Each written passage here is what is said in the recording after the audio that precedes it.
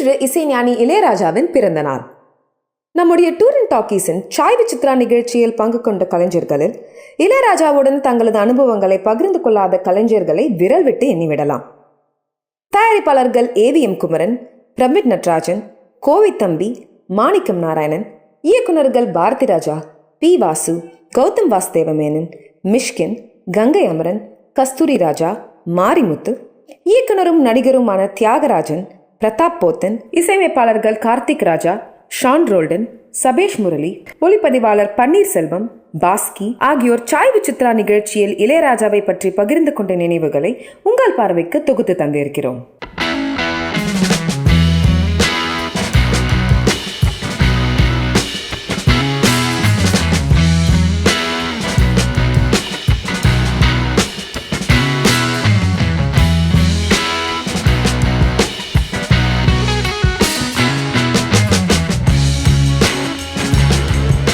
முரட்டுக்காலை, அதுதான் முதல் படம் அவரோட. அவர் முதல் சிச்சுவேஷன் பாட்டுக்கு இவர் நம்ம SPM சிச்சுவேஷனை அவர் இளையராஜா கிட்ட போய் இதாங்க சிச்சுவேஷன், அவர் வேற எங்கேயோ கம்போசிங்கில் இருக்கிறாரு, உங்கள் டைரக்டர் கதை சொல்லுங்க. இவர் போய் சிச்சுவேஷன் என்ன அப்படின்னு சொல்லிட்டு வந்துட்டார். அப்புறம் வரிகள் என்னன்னு கேட்டார். நாளைக்கு பஞ்சு அண்ணன் கொடுத்துருவாரு பஞ்சு சார் அப்படின்ட்டாரு. ஸோ ரெக்கார்டிங்க்கு அரேஞ்ச்மெண்ட்டு மியூசிக் எல்லாம் உட்காந்துருக்காங்க. இளையராஜா வந்தார் லேட்டாக. வந்த உடனே பஞ்சு அருணாச்சலம் எங்கேயோ ஒரு கல்யாணத்துக்கு போயிருக்கிறார். அங்கேருந்து ஃபோனில், அப்போல்லாம் மொபைல் ஃபோன் கிடையாது, லேண்ட்லைன் ஃபோன். இந்த லேண்ட்லைன் ஃபோனில் அவர் இளையராஜா கிட்ட வார்த்தைகளை சொல்கிறாரு. வார்த்தைகளை அவர் நோட் பண்ணிக்கிட்டாரு. பண்ணிட்டு உள்ளே போய் பாட்டு கம்போஸ் பண்ணிகிட்டு இருக்கிறார். நான் முத்துராமனை கேட்டேன், என்ன முத்துராமன், என்ன சிச்சுவேஷன், என்ன பாட்டு, ஒன்றுமே எனக்கு தெரியலையே முத்துராமன். அப்போ முத்துராமன் சொன்னால், நீ ஒன்றும் கவலைப்படாதீங்க, இதெல்லாம் இன்னைக்கு ட்ரெண்ட் இப்படி தான். இது அவர் பஞ்சண்ண மைண்டில் இருக்கும்.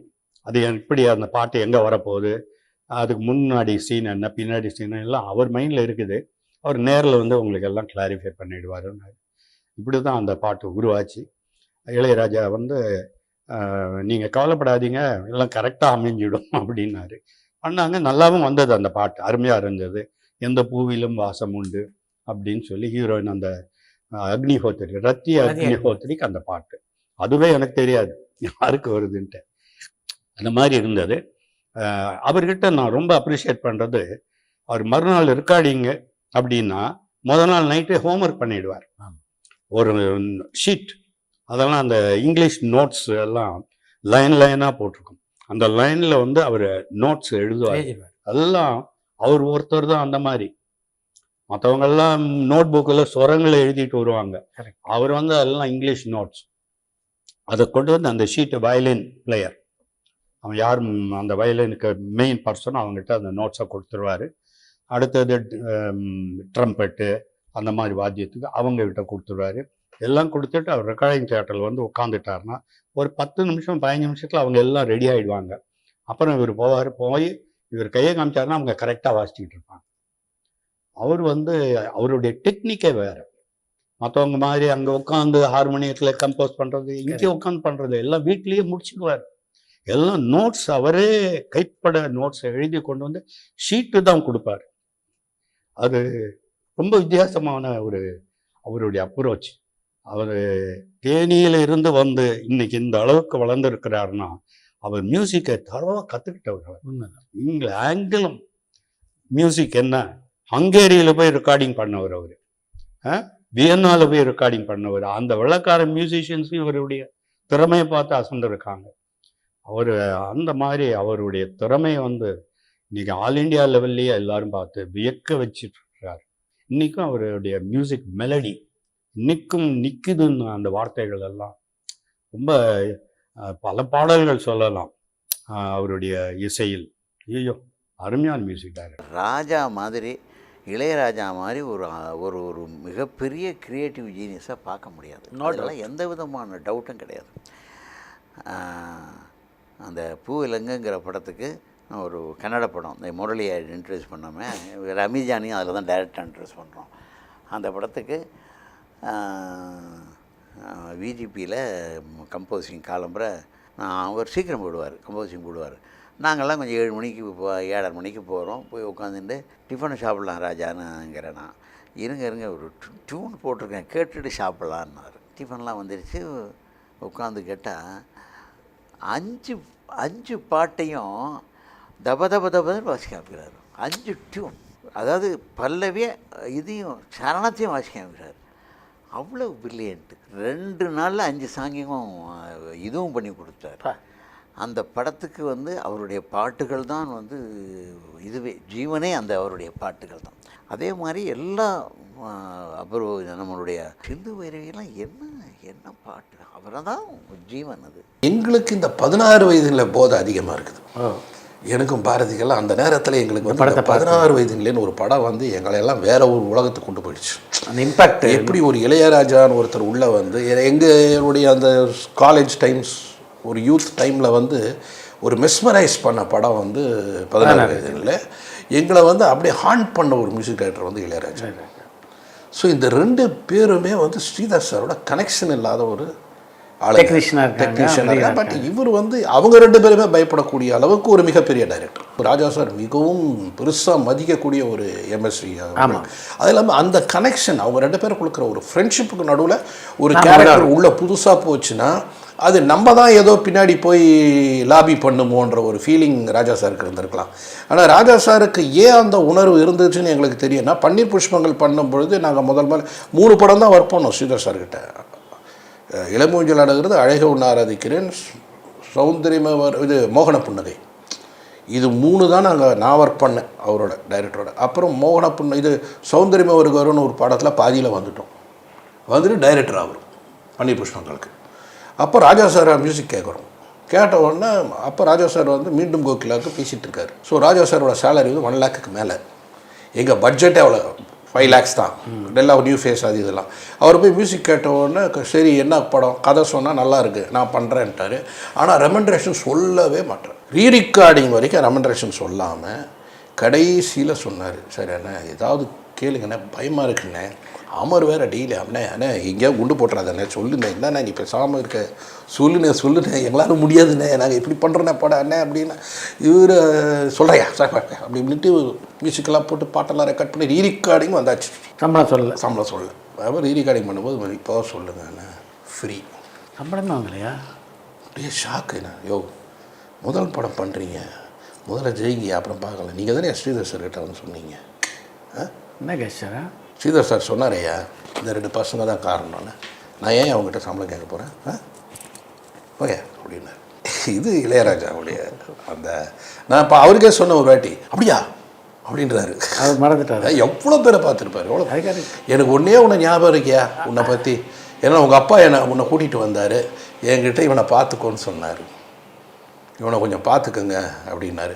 ஏன்னா எங்கள் அப்பா தான் ராஜா சாருக்கு தெலுங்குல இன்ட்ரடியூஸ் பண்ணார். முதல் என்டிஆர் ஆமாம் யுகந்தர்ன்றது தான் பில்லான்ற படம் தான் முதல் அப்பா தான் எடுத்தார். அதான் டான், ஹிந்தி டான் ரைட்ஸ் வந்து வேலாயுதம் வாங்கினார், வேலாயுதனார் கேரஜா வாங்கினார். அவரும் அப்பாவும் தான், அவர் தான் ஃபைனான்ஸ் அப்பாவுக்கு. அண்ணா தமிழ் அனுபந்தம் தட் இஸ் யாதவங்கி பரத் அவர் தான் ஃபைனான்ஸு. அதுக்கப்புறம் வேறு ஒரு படம் எடுத்தார் என்டிஆரை வச்சு, அதுக்கும் அவர் தான் ஃபைனான்ஸு. அண்ட் இந்த படம் யுகந்தர் எடுக்கும்போது அவர் தான் ஃபைனான்ஸ். ஸோ அப்போ வந்து என்ன பண்ணார், என்டிஆர் கிட்ட வந்து இளையராஜான்னு ஒரு மியூசிக் டைரக்டர் ரொம்ப நல்லா தமிழில் டாப்பில் இருக்கார், அவரை போடலான்னு. அதுவும் மகாதேவன் மியூசிக், கேவி மகாதேவன் தான். அதுவும் ராமராவ் சார் மகாதேவனா பெரிய ஒரு. அப்போ சொன்னார், பிரதர் இது தெலுங்கு பிரதர், இதுக்கு அதுக்கு சம்மந்தம் கிடையாது, நீங்கள் எதுக்கு மியூசிக் டைரக்டர், அதுவும் இல்லாமல் கேஎஸ்ஆர் தாஸை டைரக்டராக போட்டிருக்கார். கேஎஸ்ஆர் தாஸ் கிருஷ்ணா டைரக்டர், ராமராவ் சாருடைய காம்பவுண்டே கிடையாது. எனக்கு ஆக்ஷன் போடும் எனக்கு கேஎஸ்ஆர் தாஸ் தான் சொல்லி கேஎஸ்ஆர் தாஸை போட்டுட்டார். அதே மாதிரி ராஜா சாரை கொண்டு போய் ஃபிக்ஸ் பண்ணுறாரு. அதான் ஃபஸ்ட்டு படம் இளையராஜா சார் ஃபஸ்ட் படம் யுகந்தர் எங்கள் படம் தான். அப்போ தான் இன்ட்ரடியூஸ் பண்ணுறாரு. அதுக்கப்புறம் எங்கேயோ போயிட்டார் தெலுங்குல. ஸோ அந்த ஒரு இதெல்லாம் வந்து அவர் மைண்டில் எனக்கு என்ன தெரியாது, அதெல்லாம் ஞாபகம் இல்லை. பட் இது மட்டும் சொன்னார், உங்கள் அப்பா வந்து என்கிட்ட இவனை பார்த்துக்கோ அப்படின்னு சொன்னது மட்டும்தான் எனக்கு ஞாபகம். உன்னை கூப்பிட்டு வந்தாரியா எதுக்குன்னா, நான் என் பையனை கூட்டிகிட்டு போனேன், சக்தியை கூப்பிட்டு போய் சொன்னேன் என் பையனை நடிக்க போகிறானோன்னா, எனக்கு உங்கள் அப்பா உன்னை கூட்டிகிட்டு வந்தேன், இப்போ நீ உன் பையனை கூட்டிகிட்டு வர அப்படின்னு சொன்னார். அதில் தான் எனக்கு இது தெரியும், இல்லைனா அது வரைக்கும் தெரியாது. ஸோ அந்த ஒரு நன்றி வந்து இளையராஜா சார்கிட்ட இருந்து வெளிப்படை ஆகும்போது எனக்கு வந்து அப்போ தான் தெரிஞ்சிச்சு, ஓகே இவர் வந்து மறக்காமல் இருக்கார் அந்த விஷயத்தை அப்படின்றது. 72 அப்போ நான் கம்போசிங் போகும்போதெல்லாம் இந்த மியூசிக் டைரக்டரோட கம்போசிங் போவேன், ரெக்கார்டிங் போவேன். இளையராஜா அங்கே கிட்டார் வாசிப்பார். இவங்க கம்போஸ் பண்ணி இந்த எக்ஸ்பிளைன் பண்ணுற சுச்சுவேஷன் வெளியில் உட்காந்து அவர் கம்போஸ் பண்ணுவார் தனியாக. அது மாதிரி ஒரு டேலண்டடான ஒரு ஃப்ரெண்டு. ஒரு இளையராஜா என்ன ஆச்சுன்னா, ஒரு கம்போசிங் போகும்போதெல்லாம் அந்த கேப்பில் வெளியில் உட்காந்து தனிமையாக கம்போஸ் பண்ணிட்டு இருப்பார். நானும் ஒரு ஃப்ரெண்டானோம். எங்கள் ரெக்கார்ட் கம்பெனிக்கு ஆஃபீஸ்க்கெல்லாம் வருவார் அவர். அதுக்கப்புறம் என்னாச்சு, நான் 73-74 ஊருக்கு போயிட்டு வந்தோடனே அவர் மியூசிக் டைரக்டர் ஆகிட்டார். 76 மியூசிக் டைரக்டர் ஆனோன்னு நான் வந்தால் மீட் பண்ணேன். அதுக்கப்புறம் ரொம்ப ஃப்ரெண்ட் ஆனோம். மற்ற மியூசிக் டைரக்டர்லாம் வந்து ஒரு பிஸ்னஸ் கான்டாக்டில் தான் இருந்தாங்க தவிர இளையராஜா மாதிரி அவ்வளோ க்ளோஸாக இல்லை. அவருக்கும் ஒரு நல்ல ஃப்ரெண்டு தேவைப்பட்டது. அப்போ இல்லை, எப்போவுமே ஒரு நல்ல ஃப்ரெண்டு. அதனால் அப்படி ஒரு இணைப்பு இருந்தது. ரெண்டாவது அவருடைய சில பழக்க வழக்கங்கள், அவருடைய பழகும் விதம்லாம் எனக்கு ரொம்ப பிடிச்சிருந்தது. அதனால் நாங்கள் ரொம்ப ரொம்ப பழகினோம் அவரோட. இளையராஜாவுடைய பிறந்த நாளை முதலாக மிகச்சிறப்பாக கொண்டாடினது நீங்கள் தான் இல்லை? ஒவ்வொரு வருஷமும் அவருடைய பிறந்த நாளை எங்கள் வீட்டில் கொண்டாடுவோம். ஒரு வருஷம் பெரிய போச்சு. நீங்கள் இருந்தீங்கன்னு நினைக்கிறேன் பார்ட்டியில். இங்கே மகாலிங்கபுரத்தில். மகாலிங்கபுரம். அப்போ தான் புதுசாக வீடு வாங்கி அதை டெக்கரேட் பண்ணியிருந்தேன். அந்த வீட்டில் ஒய்ஃபை கொண்டு போய் விட்டு வரதுக்கு தான் பிரச்சனை ஆகி போச்சு. அது அப்புறம் அடுத்த வருஷம் கூப்பிட்டு எல்லாரையும் சமாதானம் பண்ணி திரும்பி அந்த பர்த்டேயில் எல்லாரையும் வர வச்சு. மறு வருஷம் ரஜினிகாந்த் வந்தாரா? வந்தார் ரஜினி வந்தார். இதுவரைக்கும் இளையராஜா சரித்திரத்தில் கதையை கேட்காமல் மியூசிக் பண்ண படம் தான். என்னென்ன கதை, அது ஒன்றும் இல்லை, நம்ம உட்காந்து ரெக்கார்டிங் கிடைக்க பாணி உட்காந்து பேசிக்கலாம். என்ன பாட்டுறா வேணும், ஒன்றும் இல்லை, கரகாட்டம் ஆடிட்டு வர மாதிரி ஒரு லவ் சாங் மாதிரி தான் ஒரு பொண்ணை பார்த்தான். அதனால் அந்த லவ் சாங் மாதிரி வந்தான். சரி ஒன்றரை இப்போ சிரிச்சு தான் பாடுறாரு கம்போசிங் கேட்டுருக்கு.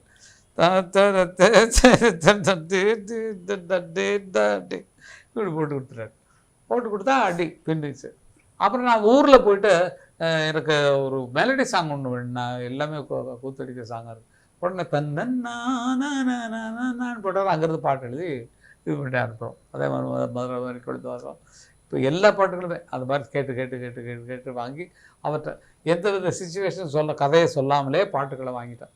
பாட்டுகள் போட்டு லாஸ்ட்டில் என்னடா பாட்டு இல்லை, அவங்க ஊரில் தனியாக பார்த்துட்டாங்க, இவங்க 2 கோவிலுக்குள்ளே தப்பு பண்ணிட்டாங்கன்னு சொல்லிட்டு பஞ்சாயத்தில் நிற்க வச்சுருவாங்க. நீ தீயில் நடந்த எனக்கு வந்து நிரூபித்து காட்டு தப்பு பண்ணலன்னு சொல்லி அந்த வில்லன் சொல்லுவான். உடனே தீ வளர்த்துருவாங்க, அதில் பாடுற மாதிரி பாட்டு. கரெக்டாங்க இன்றைக்கி வந்து இப்போ படம் பாருங்க, அந்த கரகத்தை எடுக்கிறது லாஸ்ட் தான் எடுப்பாங்க, மாரியம்மான்னு தான் எடுப்பாங்க. அதுக்கு முன்னால் சும்மா இந்த மற்றவங்க ஆடிட்டுருவாங்க, இறங்கிட்டு இருப்பாங்க, விட்டுருப்பாங்க. அந்த இடத்துல அண்ணன் மியூசிக் கொடுத்துருப்பாரு. என்னை அறியாமல் எடுத்து அந்த ஷாட்டுக்கு மாரியம்மா பின்னால் அவங்க கால் வைக்கிறதுக்கு அந்த ஹெவினஸ் மியூசிக் பின்னால் கொடுத்துருப்பாரு. மற்ற இடங்கள்ல இருக்காது, அந்த ஒரு இடத்துல கரெக்டாக அந்த இடத்துல எப்படி நான் ஷார்ட் வச்சேன்னு எனக்கு தெரியல. அண்ணன்ட்டு போய் சொல்கிறேன், படம் பார்த்து இது ஒன்றா படத்தினுடைய கதை கேட்காம பாட்டு போட்டது ஒன்று. அண்ணன் கூட தந்துருக்கேன் நான். அப்போ வந்து அண்ணன் வந்து வேறொரு படம் ரீரெக்கார்டிங் பண்ண பார்க்க போகிறோம் சனிக்கிழமை போனால் என்னாச்சுன்னா, அவர் படம் பார்த்தா சரி பண்ணிக்கலாம் மண்டே வந்துரு சொல்லிட்டு போயிட்டார். அவர் எனக்கு ஃபோன் பண்ணி நான் அன்றைக்கி நைட்டு அமரையா இந்த இது பணம் எதிர்பார்த்த இடத்துல வரல, அதனால தள்ளி கொஞ்சம் தள்ளி போட்டால் கொஞ்சம் நல்லா இருக்கணும்னா அண்ணனுக்கு அந்த நைட் டைமில் ஃபோன் பண்ணுறான். என்ன இது மாதிரி அவங்க பணம் ஏதோ கொஞ்சம் ப்ராப்ளமாக இருக்கான், அதனால் கொஞ்சம் இப்போ ரீரெக்கார்டிங் வேணாம் அண்ணாங்க. என்னடா பண்ணுறது இன்னொன்னா, உன் படம் ரெடியாக இருக்கா? ரெடியாக இருக்குது, நாளைக்கே போய்ட்டு எல்லாத்தையும் ரெடி பண்ணிட்டு கொஞ்சம் ட்ரிமிக் வேலை தான் இருக்குன்னு போயிட்டு ரீரெக்கார்டிங் படம் பார்க்காமல ஃபஸ்ட்டில் போட அவ்வளோதான் டான் போட்டாரு. இப்படி படத்தை பார்க்காமலே ஒரு ரூல் போட்டு அந்த படத்தை கிளைமேக்ஸ் வரைக்கும் ஏற்றி கொண்டு போகிறது அந்த மகா புத்திசாலினுடைய வேலை தான். அந்த படம் ஜெயிச்சதுக்கு மியூசிக் ரொம்ப பெரிய வேலை.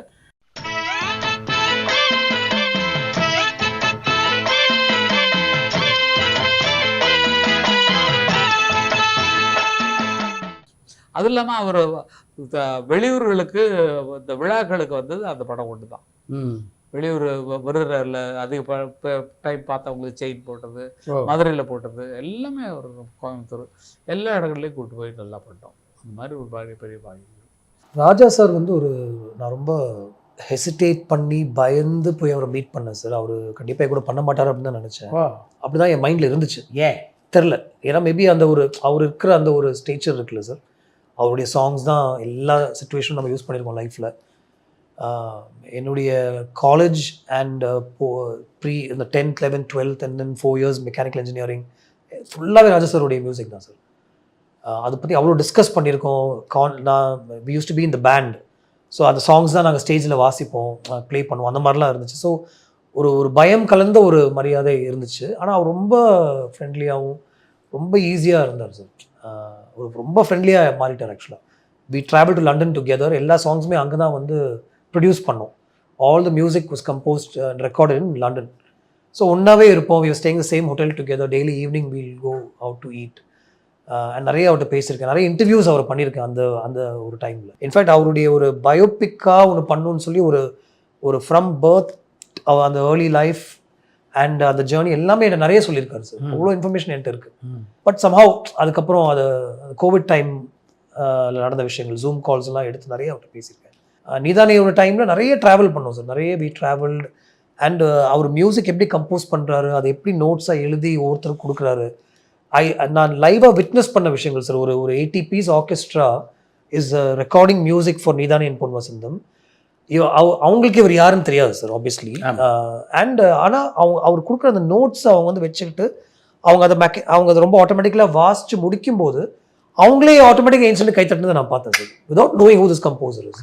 அதுக்கப்புறம் கேட்டுக்கிட்டாங்க, who is this man, where is he from, what is he done அப்படின்னு அவங்க கேட்டுக்கிட்டாங்க. இது லண்டனில். He normally works with the Budapest team, but this was a new team that we took him to. So அதை நான் லைவாக பார்த்தேன். நான் ரியலி ரொம்ப ரசித்து அவர் கூட அந்த டைம் நான் ஸ்பெண்ட் பண்ணேன்.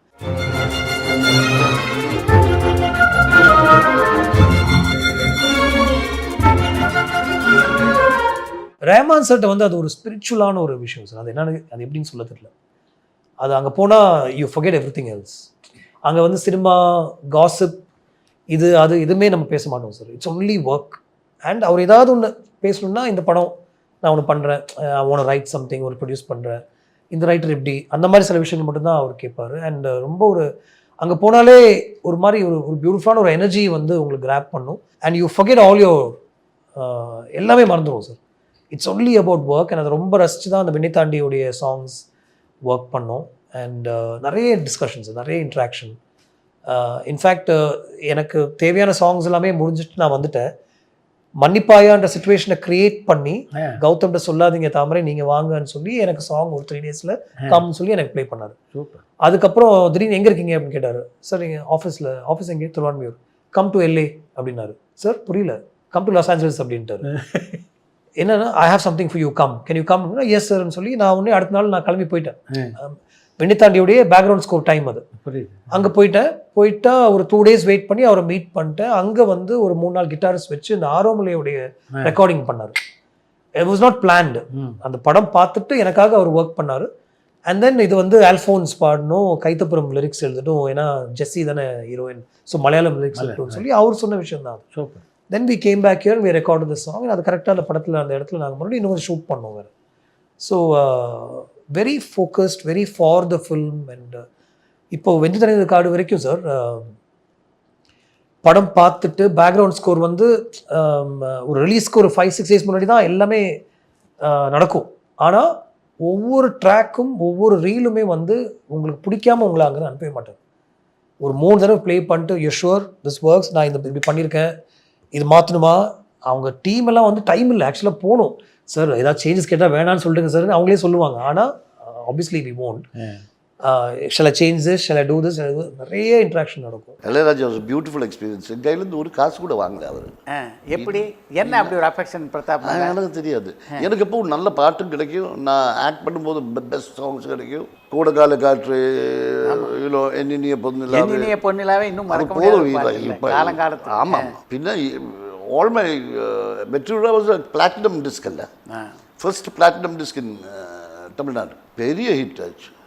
அவர் எப்போ எனக்கு நல்ல, நான் யாத்ரா மொழி பண்ணும்போது சிவாஜி சாரும் மோகன்லாலும் வச்சு ஒரு படம் பண்ணேன். அதில் அவர் தான் மியூசிக், டெரிஃபிக் மியூசிக். ஜான் ஸ்காட்னு ஒரு கண்டக்டர், மைக்கேல் டவுனன் ஒரு ஃபுல் அரேஞ்சர், அந்த இதெல்லாம் அது ஆர்கெஸ்ட்ரல் இதில் எடுத்துகிட்டு போயிடுவாங்க. ஸோ கோஆர்டினேட்டர்னு சொல்லுவாங்க. ஸோ 2 பேரும் இங்கெல்லாம் வந்து பாராட்டு விழாலாம் அப்போ வச்சுருந்தாங்க அவங்களுக்கெல்லாம். ஸோ இது பெரிய அச்சீவ்மெண்ட்டாக நினச்சாங்க அந்த டைமு. ராயல் ஃபிலமானிக் ஆர்கெஸ்ட்ராங்கிறது ஒரு பெரிய ஆர்கெஸ்ட்ரா. அது அவங்கள வச்சு பண்ணது ரொம்ப ரொம்ப வந்து பெரிய விஷயம். அது ஏன் ரிலீஸ் ஆகலை ஆக்சுவலாக? அது என்னமோ தெரில, இது வேண்டாம், இதுக்கு நெக்ஸ்ட்டு ஒன்று பண்ணிவிட்டு அதை பண்ணிடலாம் அப்படின்னு சொல்லிட்டு ஃபஸ்ட்டு திருவாசகம் வந்துட்டோம் அப்படின்னு நினச்சிருக்கலாம். உங்கள் அப்பா இசையமைச்ச காலகட்டத்தில் பார்த்தீங்கன்னா பல இயக்குநர்கள் அவரோட மிகவும் நெருக்கமாக இருந்திருக்காங்க. ஒரு பக்கம் பாரதி ராஜா சொல்லலாம், இன்னொரு பக்கம் பாலச்சந்தர் சொல்லலாம், இப்படி பல பேரை சொல்லிகிட்டே போகலாம். அவங்களோடலாம் ராஜா பழகிறத பார்க்கக்கூடிய வாய்ப்பு உங்களுக்கு கிடைச்சிருக்கு. எப்படி இருந்தது அவங்களுடைய பழக்கங்கள்? Bharathi Raja sir family member. ஆமாம். கே பாலச்சந்தர் சார் எனக்குமே ஆல்பம்னு ஒரு படம் கொடுத்தாரு. ஆமாம். ஸோ அதில் நான் வேலை செஞ்சேன். ஆமாம், அதில் தான் ஸ்ரேயா கோஷலையும் அந்த சாங்கில் இன்ட்ரடியூஸ் பண்ணோம் தமிழில்.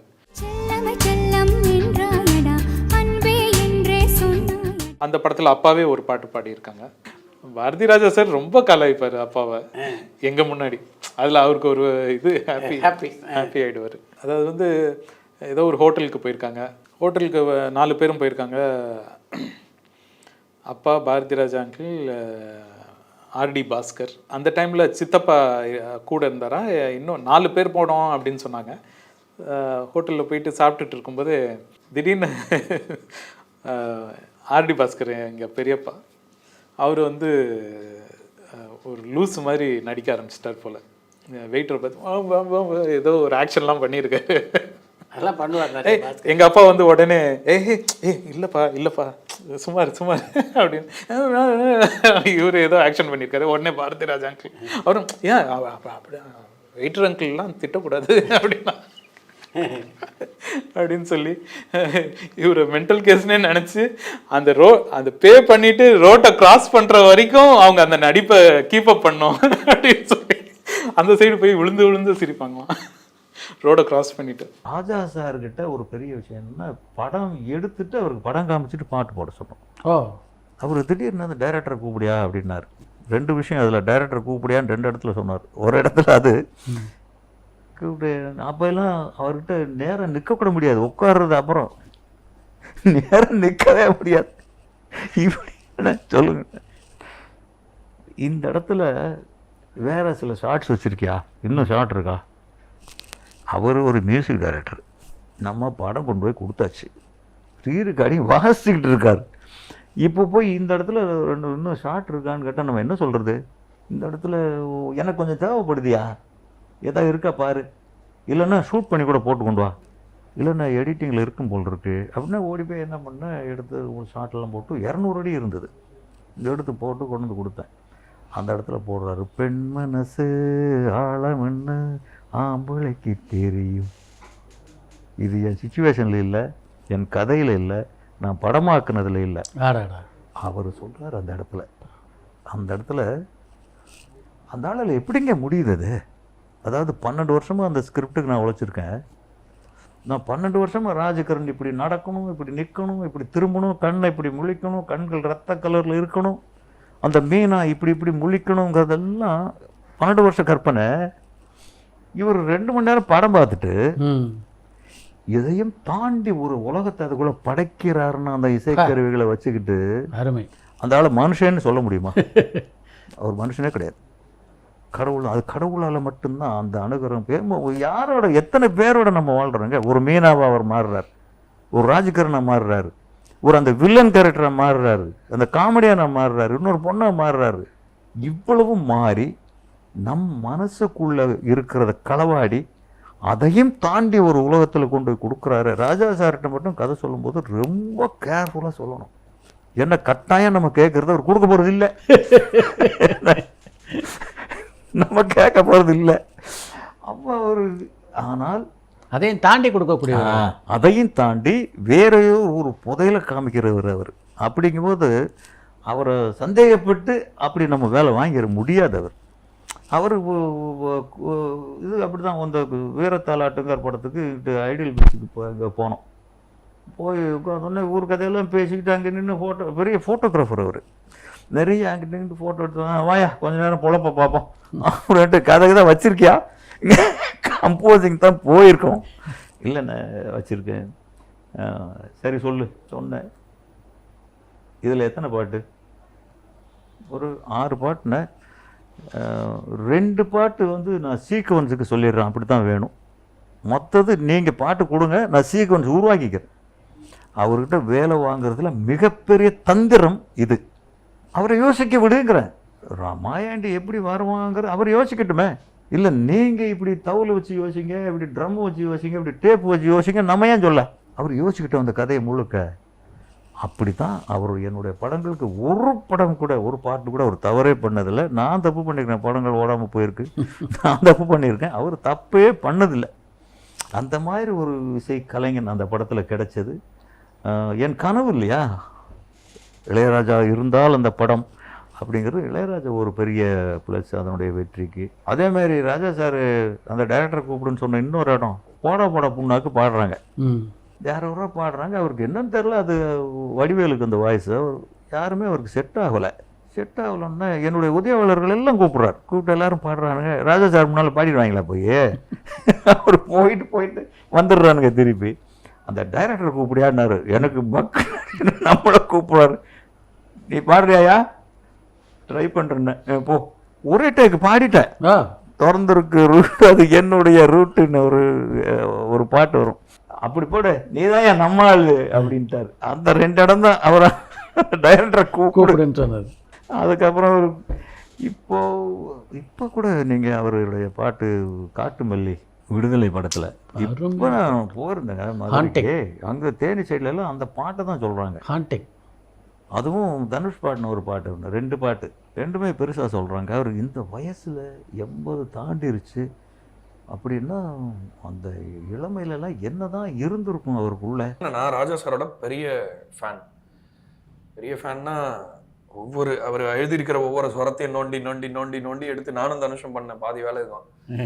உட்காந்து பேஸ் லைன் மட்டும் கேட்போம்னு சொல்லிட்டு ஃபுல்லாக பாட்டை ரோல் ஆஃப் பண்ணிட்டு பேஸ் லைன் கேளுங்க. ஏன்னா அவரோட பாட்டில் பேஸ் லைனே மெலடி மாதிரி இருக்கும். இந்த மேகம் கொட்டட்டும் அதுல ஃபுல்லா ஒரு மெலடியே போயிட்டு இருக்கும். மேகம் பொம் பொம் பொம் கொட்டட்டும் டன் டன் டன் டன் டன் முண்டு டன் டன் டன் டன் டன் டன் டன் டன்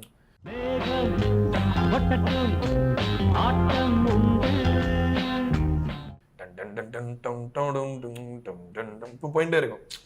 மீனிங் பேஸ் லைன் தனியா போறதே நம்ம கவனிக்க முடியாது. ஆனா it will be contributing so much to the song. கில்லாடி அவர் கவுண்டர் பாயிண்ட்ல அவரை மாதிரி பார்க்க முடியாது. ஸோ அந்த மாதிரி ராஜா சார் கிட்ட நான் பார்த்த ஒரு விஷயம் என்னன்னா, அவர் என்னென்னமோ எக்ஸ்ப்ளோர் பண்ணியிருக்காரு. ஒரு குழந்தை கிட்ட டாய்ஸ் கொடுத்தா அப்படி இருக்கும், அந்த மாதிரி அவருக்கு என்னமோ ஒரு அதான் அந்த அது ஒரு ஒரு ருடிமெண்ட்ரி லாஜிக்கல் இன்டெலிஜென்ஸ்லேருந்து வரல அந்த மியூசிக். அதை தான் நான் பெரிய சக்தின்னு பார்க்குறேன். நம்ம அவர் எப்படி பார்க்குறோம்னா ப்ரொஃபஸர் மாதிரி பார்க்குறோம். ஸ்கோர்லாம் அப்படி எழுதுவார், இது பண்ணுவார், கொடுத்தா அப்படி இருக்கும், மாற்றி ஒரு போ கூட மாற்றி போட்டால் வர ஓகே, அது வந்து நம்ம பார்வை. ஆனால் அவரை எது இயக்கிறது அப்படின்னு பார்த்தா ஒரு பெரிய ஏதோ ஒரு அவருக்குள்ள ஏதோ ஒரு பெரிய ஒரு சராசரி மனுஷனை தாண்டி ஏதோ ஒரு எவல்யூஷன் பெருசாக நடந்ததாக பார்க்குறேன். என்ன அமானுஷ்யமாக இருக்குது அவர் பண்ண சிலதெல்லாம் கேட்டால், இப்படியெல்லாம் ஒரு மனுஷன் பண்ணுவானா அப்படின்னு தோணும் நம்மளுக்கு. ஸோ இப்போ ஃபார் எக்ஸாம்பிள் சிம்பிளாக இருக்கட்டும், ஒரு சிம்பிளஸ்ட்டு ஒரு தென்பாண்டி சீமையிலேயா இருக்கட்டும், சுந்தரி கண்ணாளர் செய்தியாக இருக்கட்டும், அவ்வளோ காம்ப்ளெக்ஸ் மியூசிக் அது. ஆனால் அதுக்குள்ளே திடீர்னு simplicity, meaning he has not defined himself at all in is இது. அவர் டிஃபைன் பண்ணுங்கிற இடத்துக்கே நகரவே இல்லை. அவர் என்ன வருதோ வரட்டும். ஸோ அவருக்கு ஒரு ஹேங் ஓவரே இருக்கிற மாதிரி தெரியல. It seems like music is happening to now. இப்போ நம்ம என்ன பண்ணுறோம், நாளைக்கு டியூன் பண்ணோன்னா இன்றைக்கே ஓட்ட ஆரம்பிச்சிடும். ஏன்னா நம்மளுக்கு ஒரு அவநம்பிக்கை இருக்குது, நாளைக்கு டைரக்டருக்கு நம்ம ப்ரிப்பேர்டாக இருக்கணும். ஆனால் அதை கடந்து போயிடும். அவர் அதை கடக்கணும்னே நினைக்கல, இந்த நொடி அவர் கடக்கணும்னே நினைக்கிற மாதிரி எனக்கு தோணலை. ஸோ அவருக்கு டியூன் தானே வரும் பார் அப்படிங்கிற ஒரு நம்பிக்கை, பயங்கரமான நம்பிக்கை. அந்த நம்பிக்கை நீங்கள் இன்னோசன்ஸ்னு எடுத்துக்கலாம், பியூரிட்டின்னு எடுத்துக்கலாம், அப்படி ஒன்றா எடுத்துக்கலாம். பட் ஏன்னா இந்த மாதிரி இசையை புரிந்தவங்க நிறைய பேர் இருக்காங்க உலகத்தில். ஆனால் ஏன் இவருக்கு மட்டும் இது ரொம்ப பெக்குலராக இருக்குது அப்படின்னா, அது இசையை கடந்த விஷயமா தான் நான் எடுத்துக்கிறேன். அவருக்கு வந்து ஒரு ஐ think is very spontaneous. Music வந்து அவர் அப்புறம் பண்ணணும்னு நினைக்கல. அவர் சொன்னார் ஆக்சுவலாக ஒரு இன்டர்வியூவில், டெய்லி பல் தேக்கிற மாதிரி தான் நான் மியூசிக் போடுறேன், அதை நம்ம எப்படி எடுத்துக்கிறோம் ஆனால் அப்படின்னா என்ன இவர் இப்படி சொல்கிறாரு அப்படின்னு. மேபி அது உண்மைதான். நீங்கள் டெய்லி பண்ணுற விஷயத்த நீங்கள் வந்து ஸ்ட்ரெஸ்டாக பண்ண மாட்டீங்க, ஆங்ஷியஸாக பண்ண மாட்டீங்க, பயத்தோட பண்ண மாட்டீங்க, திமிரோட பண்ண மாட்டீங்க. ஒரு இயல்பான ஒரு விஷயம் உங்களுக்கு நேச்சுரலாக வந்துடுதுன்னா அதில் இந்த எதுவுமே இருக்காது. பயம், கோபம், திமிரு ப்ரூவ் பண்ணுங்கிறது அது எதுவுமே இல்லை. அதனால அவர் சக்தியை மாறிட்டாருன்னு நினைக்கிறேன் அவர். ஸோ அதுதான் அவருடைய பெரிய ஸ்ட்ரென்த்தாக நான் நினைக்கிறேன்.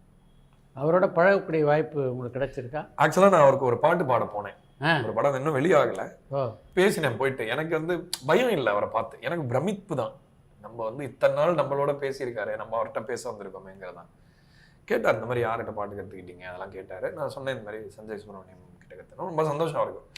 இன்ஃபேக்ட் ரொம்ப கூலாக பேசினார் என்கிட்ட, ரொம்ப ஜாலியாக பேசினார். அதுக்கப்புறம் நான் ஏதோ ஒரு லைனில் வந்து ஏதோ ஒரு விப்ராட்டோ போட்டேன் பாடும்போது. சார் உள்ள வந்துட்டு நீ என்ன அது இப்படி வரும்னு நினைக்கிறேன், தன்னா நன்னா நன்னா தானன்னா தன்னா தன்னா நன்னா நன்னு போட்டேன். அது பிளைனாவே பாடேன், எதுக்கு போட்டு ஷேக் பண்ணிக்கிட்டே இருக்காத அப்படின்னாரு. இல்லை சார் விப்ராட்டம் அதெல்லாம் வேணாம், தானா ஆடிடும் வயசானா அப்படின்னாரு. ஸோ நான் என்ன நினைக்கிறேன்னா அவர் ஜாலியாக இருக்காரு. ஆனால் நம்ம என்ன எதிர்பார்க்குறோன்னா அவர் நம்மளுக்கு பிடிச்ச மாதிரி ஜாலியாக இருக்கணும். நம்ம அவர் எப்படி ஜாலியாக இருக்கணும்னு நம்ம சொல்ல முடியாது. அவர் தோன்றது அவர் சொல்லுவார். அவர் ஒரு ஃப்ரீயான கலைஞன், அவர் என்ன வேணாலும் பண்ணுவார். அதை பற்றி நம்ம மாற்று கருத்து வைக்கலாமே தவிர அவர் இப்படி இருக்கணும் அப்படி இருக்கணும்னு எனக்கு தெரிஞ்சு நம்ம அவர் மேலே எடுக்கிற உரிமையை கொஞ்சம் ஜாஸ்தியாக்கிட்டோமோ. நம்ம எடுத்துக்கிற உரிமையை தானே அவரும் எடுத்துக்கிறார் நம்மகிட்ட. ஸோ அதனால எனக்கு ரொம்ப ஹாப்பியாக இருந்தது அவரோட பழகினது. இன்ஃபேக்ட் இவ்வளோ ரியலான இவ்வளோ பிராஷ்லி ஆனஸ்டாக ஒருத்தர் நான் மீட் பண்ணதே இல்லை. அவர் தோணுனது சொல்கிறாருன்னு யார்கிட்ட இருந்தும் இதை சொன்னால் இவன் ஏதாவது நினச்சிப்பாங்கிற அவநம்பிக்கை இல்லை இன்னொருத்தர் மேலே, அது நம்பிக்கையோட தான் சொல்கிறாரு. ஸோ அதுக்கப்புறம் வந்து நான் ஜெய்பீம் பண்ணது யுகபாரதி சார் தான் ஆக்சுவலாக என்ன இது பண்ணி சொன்னார், இந்த பையன் நல்லா பண்ணார் அப்படின்னு சொன்னோடனே எங்கள் அப்பா பேர்லாம் சொன்னேன். அவருக்கு தெரியும் எங்கள் அப்பாவெல்லாம். அப்புறம் சொன்னேன் நான் முன்னாடி ஒரு வாட்டி உங்களை மீட் பண்ணியிருக்கேன் ஒரு ஃபங்க்ஷனில் அப்படின்னு நான் சொன்னேன். அப்படியா அப்படின்னு கேட்டுக்கிட்டார். So he is very very cool and normal from what I know. இப்போ நம்மக்கிட்ட ஏதாவது பிரச்சனை இருந்தால் தான், இப்போ நம்மக்கிட்ட ஒரு இக்னோரன்ஸ் இருக்குது, அதில் அவருக்கு இக்னோரன்ஸ் இல்லைன்னா ஒரு ஆசிரியர் எப்படி இருப்பாரோ அப்படிதான் அவர் இது பண்ணுவார். அதை வந்து நம்ம ஒரு அழகான விஷயமா எடுத்துக்கலாமே, நம்ம எதுக்கு அதை இது பண்ணணும். எந்த படத்துக்காக பாட போனீங்க? எனக்கு அந்த படம் பேர் சரியா இப்போ நினைவுக்கு வரல. யோகி பாபு நடித்த ஒரு படம் அது. அது எப்போ வரும்னு எனக்கு தெரியல. அந்த பாடல் நினைவு இருக்கா? லட்சம் லட்சம் கொட்டி புட்டா லட்சுமி வீட்டு கதவை தட்டி புட்டா என்ன வேணும் கேளு கேளு நான் கொடுப்பேன்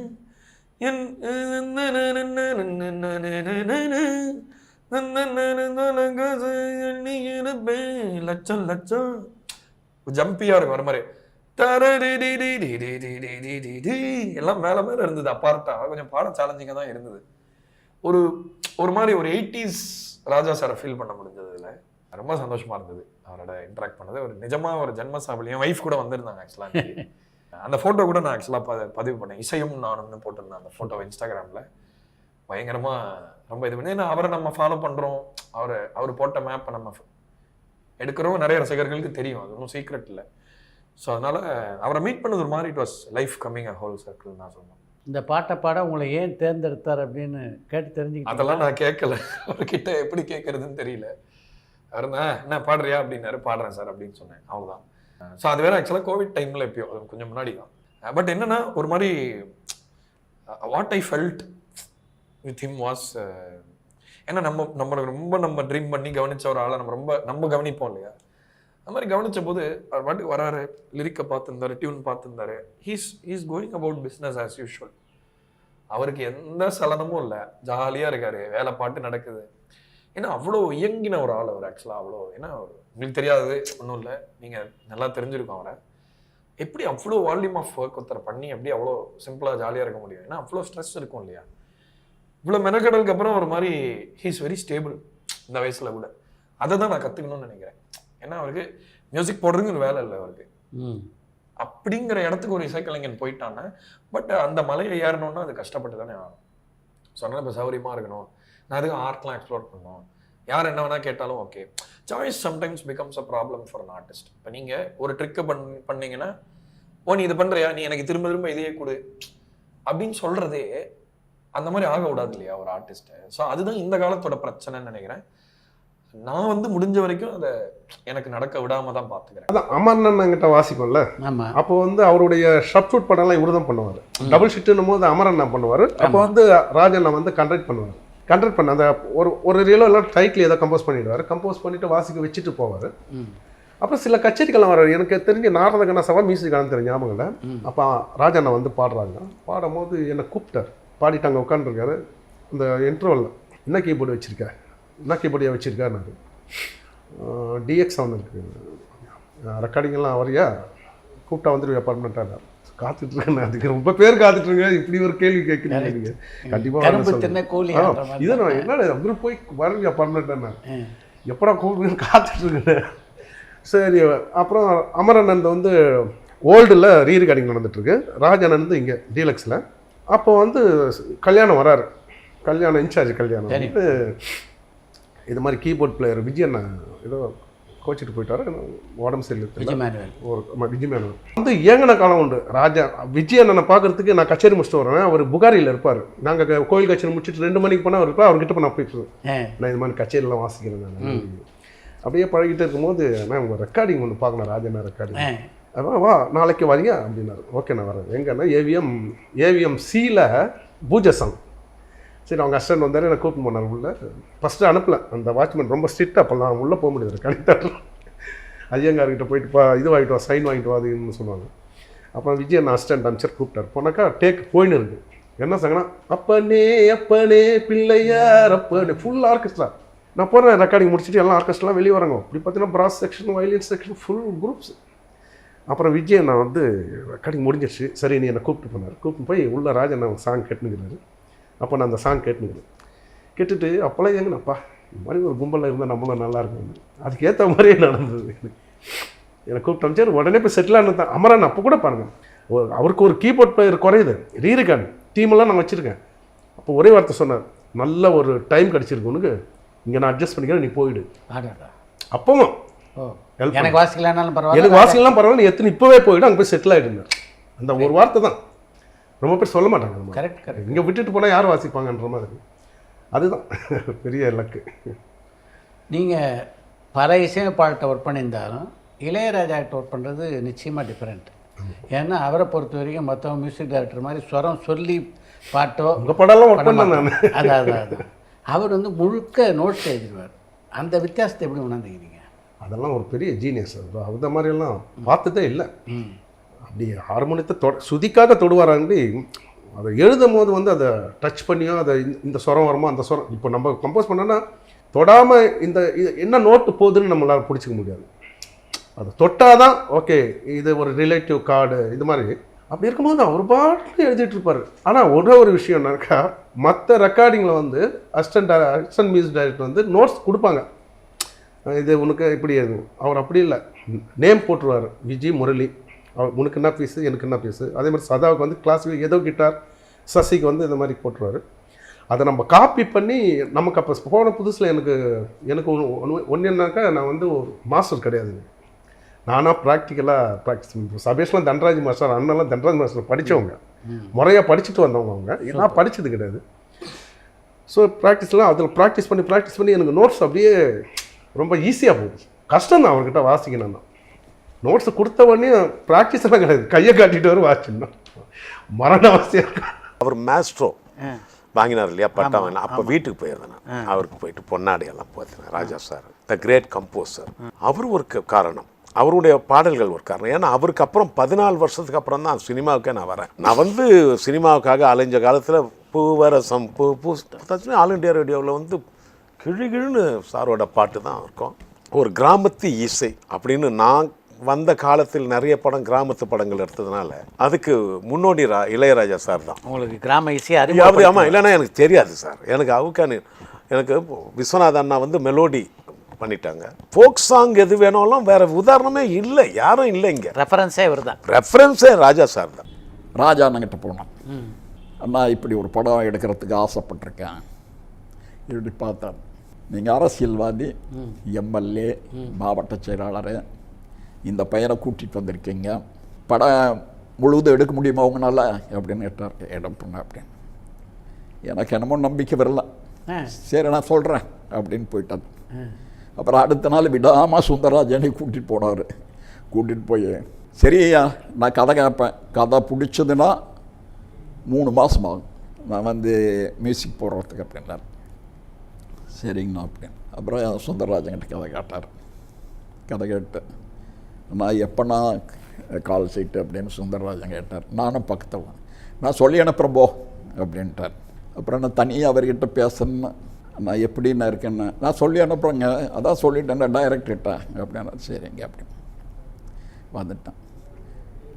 அப்புறம் ஒரு ஃபோன் வந்தது. அப்போல்லாம் வந்து இந்த செல்லெல்லாம் மொபைல் கிடையாது, சும்மா லேண்ட் ஃபோனில் வந்தது. நாளைக்கு வந்து பிஜிபியில் ரூம் போட சொல்லியிருக்காரு கம்போசிங்க்கு, நீங்களும் டைரக்டர் வந்துடுங்க அப்படின்னு. சரிங்க, நான் ரொம்ப சந்தோஷம்.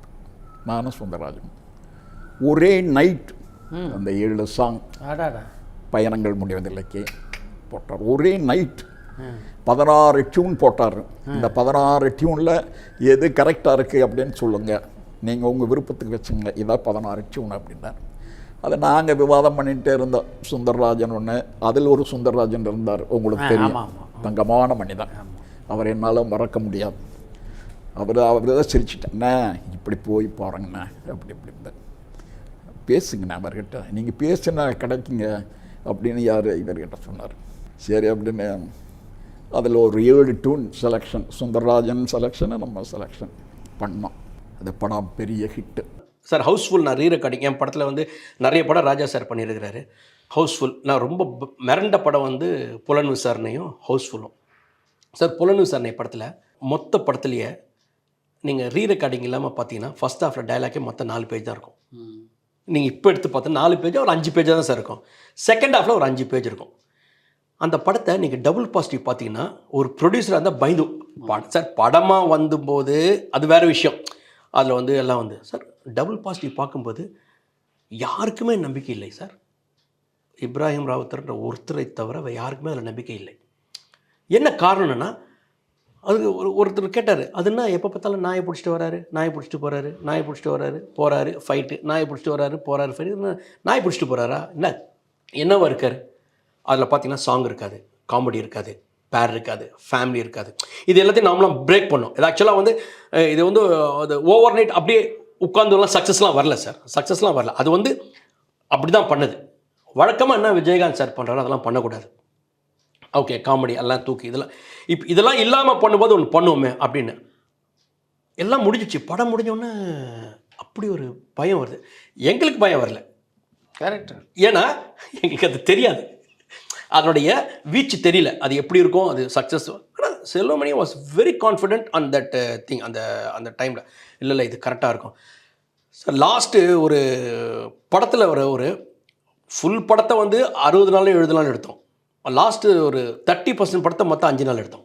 இதான் நடந்தது, வேறு வழி கிடையாது. கட்டன்னு இங்கே ஒன்று அங்கே ஒன்று பேட்ச் ஒர்க்கு அங்கேன்னு போட்டது. அது படத்தை முடிச்சாச்சு சார். டபுள் பாசிட்டிவ் பார்க்கும்போது ஒரே சைலன்ஸ், ஒரு மயான அமைதியில் தான் எல்லோரும் பார்க்குறாங்க. அந்த படம் அனுபவபூர்வமாக உணர்ந்தது ஒரு இசையமைப்பாளர் இல்லை ராஜா சார். அவர் ஏன் அது உங்களுக்கு என்னோட அதிகமாக நீங்கள் க்ளோஸாக பழகிருக்கீங்க, உங்களுக்கு அது தெரியும், டைரக்டரோட ஒர்க் பண்ணியிருக்கேன்னு தெரியும். பட் அனுபவபூர்வமாக அவர் எல்லாரும் ரீரெக்கார்டிங், எல்லோரும் தான் ரீரெக்கார்டிங் பண்ணுறாங்க. யார் ரீரெக்கார்டிங் பண்ணல? எல்லோரும் ரீரெக்கார்டிங் பண்ணுறாங்க, எல்லோரும் நல்லா தான் ரீரெக்கார்டிங் பண்ணுறாங்க. ஆனால் அதை தாண்டி உயிர் கொடுக்குறதுன்னு ஒன்று இருக்குல்ல, சொல், அது வந்து அங்கே கண்கூடா சார். அந்த படம் டபுள் பாசிட்டிவ் முடிஞ்சு நாங்கள் காப்பியே யாரும் பார்க்க முடியல சார். ஏன்னா காப்பி ரெடி ஆகிட்டு வரும்போது ஜனவரி 14 12 தான் வருது. நேராக வந்த ஃபஸ்ட்டு 2-3 இதுவே காப்பியாக வந்து எஃப்எம்எஸ் போயிடுச்சு. அப்படி தான் பார்க்குறேன். ஒரு இதில் வந்து சவேரா தேட்டரில் அவங்களாம் பார்க்குறாங்க. படம் ஃபஸ்ட் காப்பி ரீரெக்கார்டிங் முடிஞ்சோன்னா தேட்டரில் பார்க்கும்போது நமக்கே தெரியல இவ்வளோ பெரிய படமாக அதுன்ட்டு. அதுதான் உண்மை.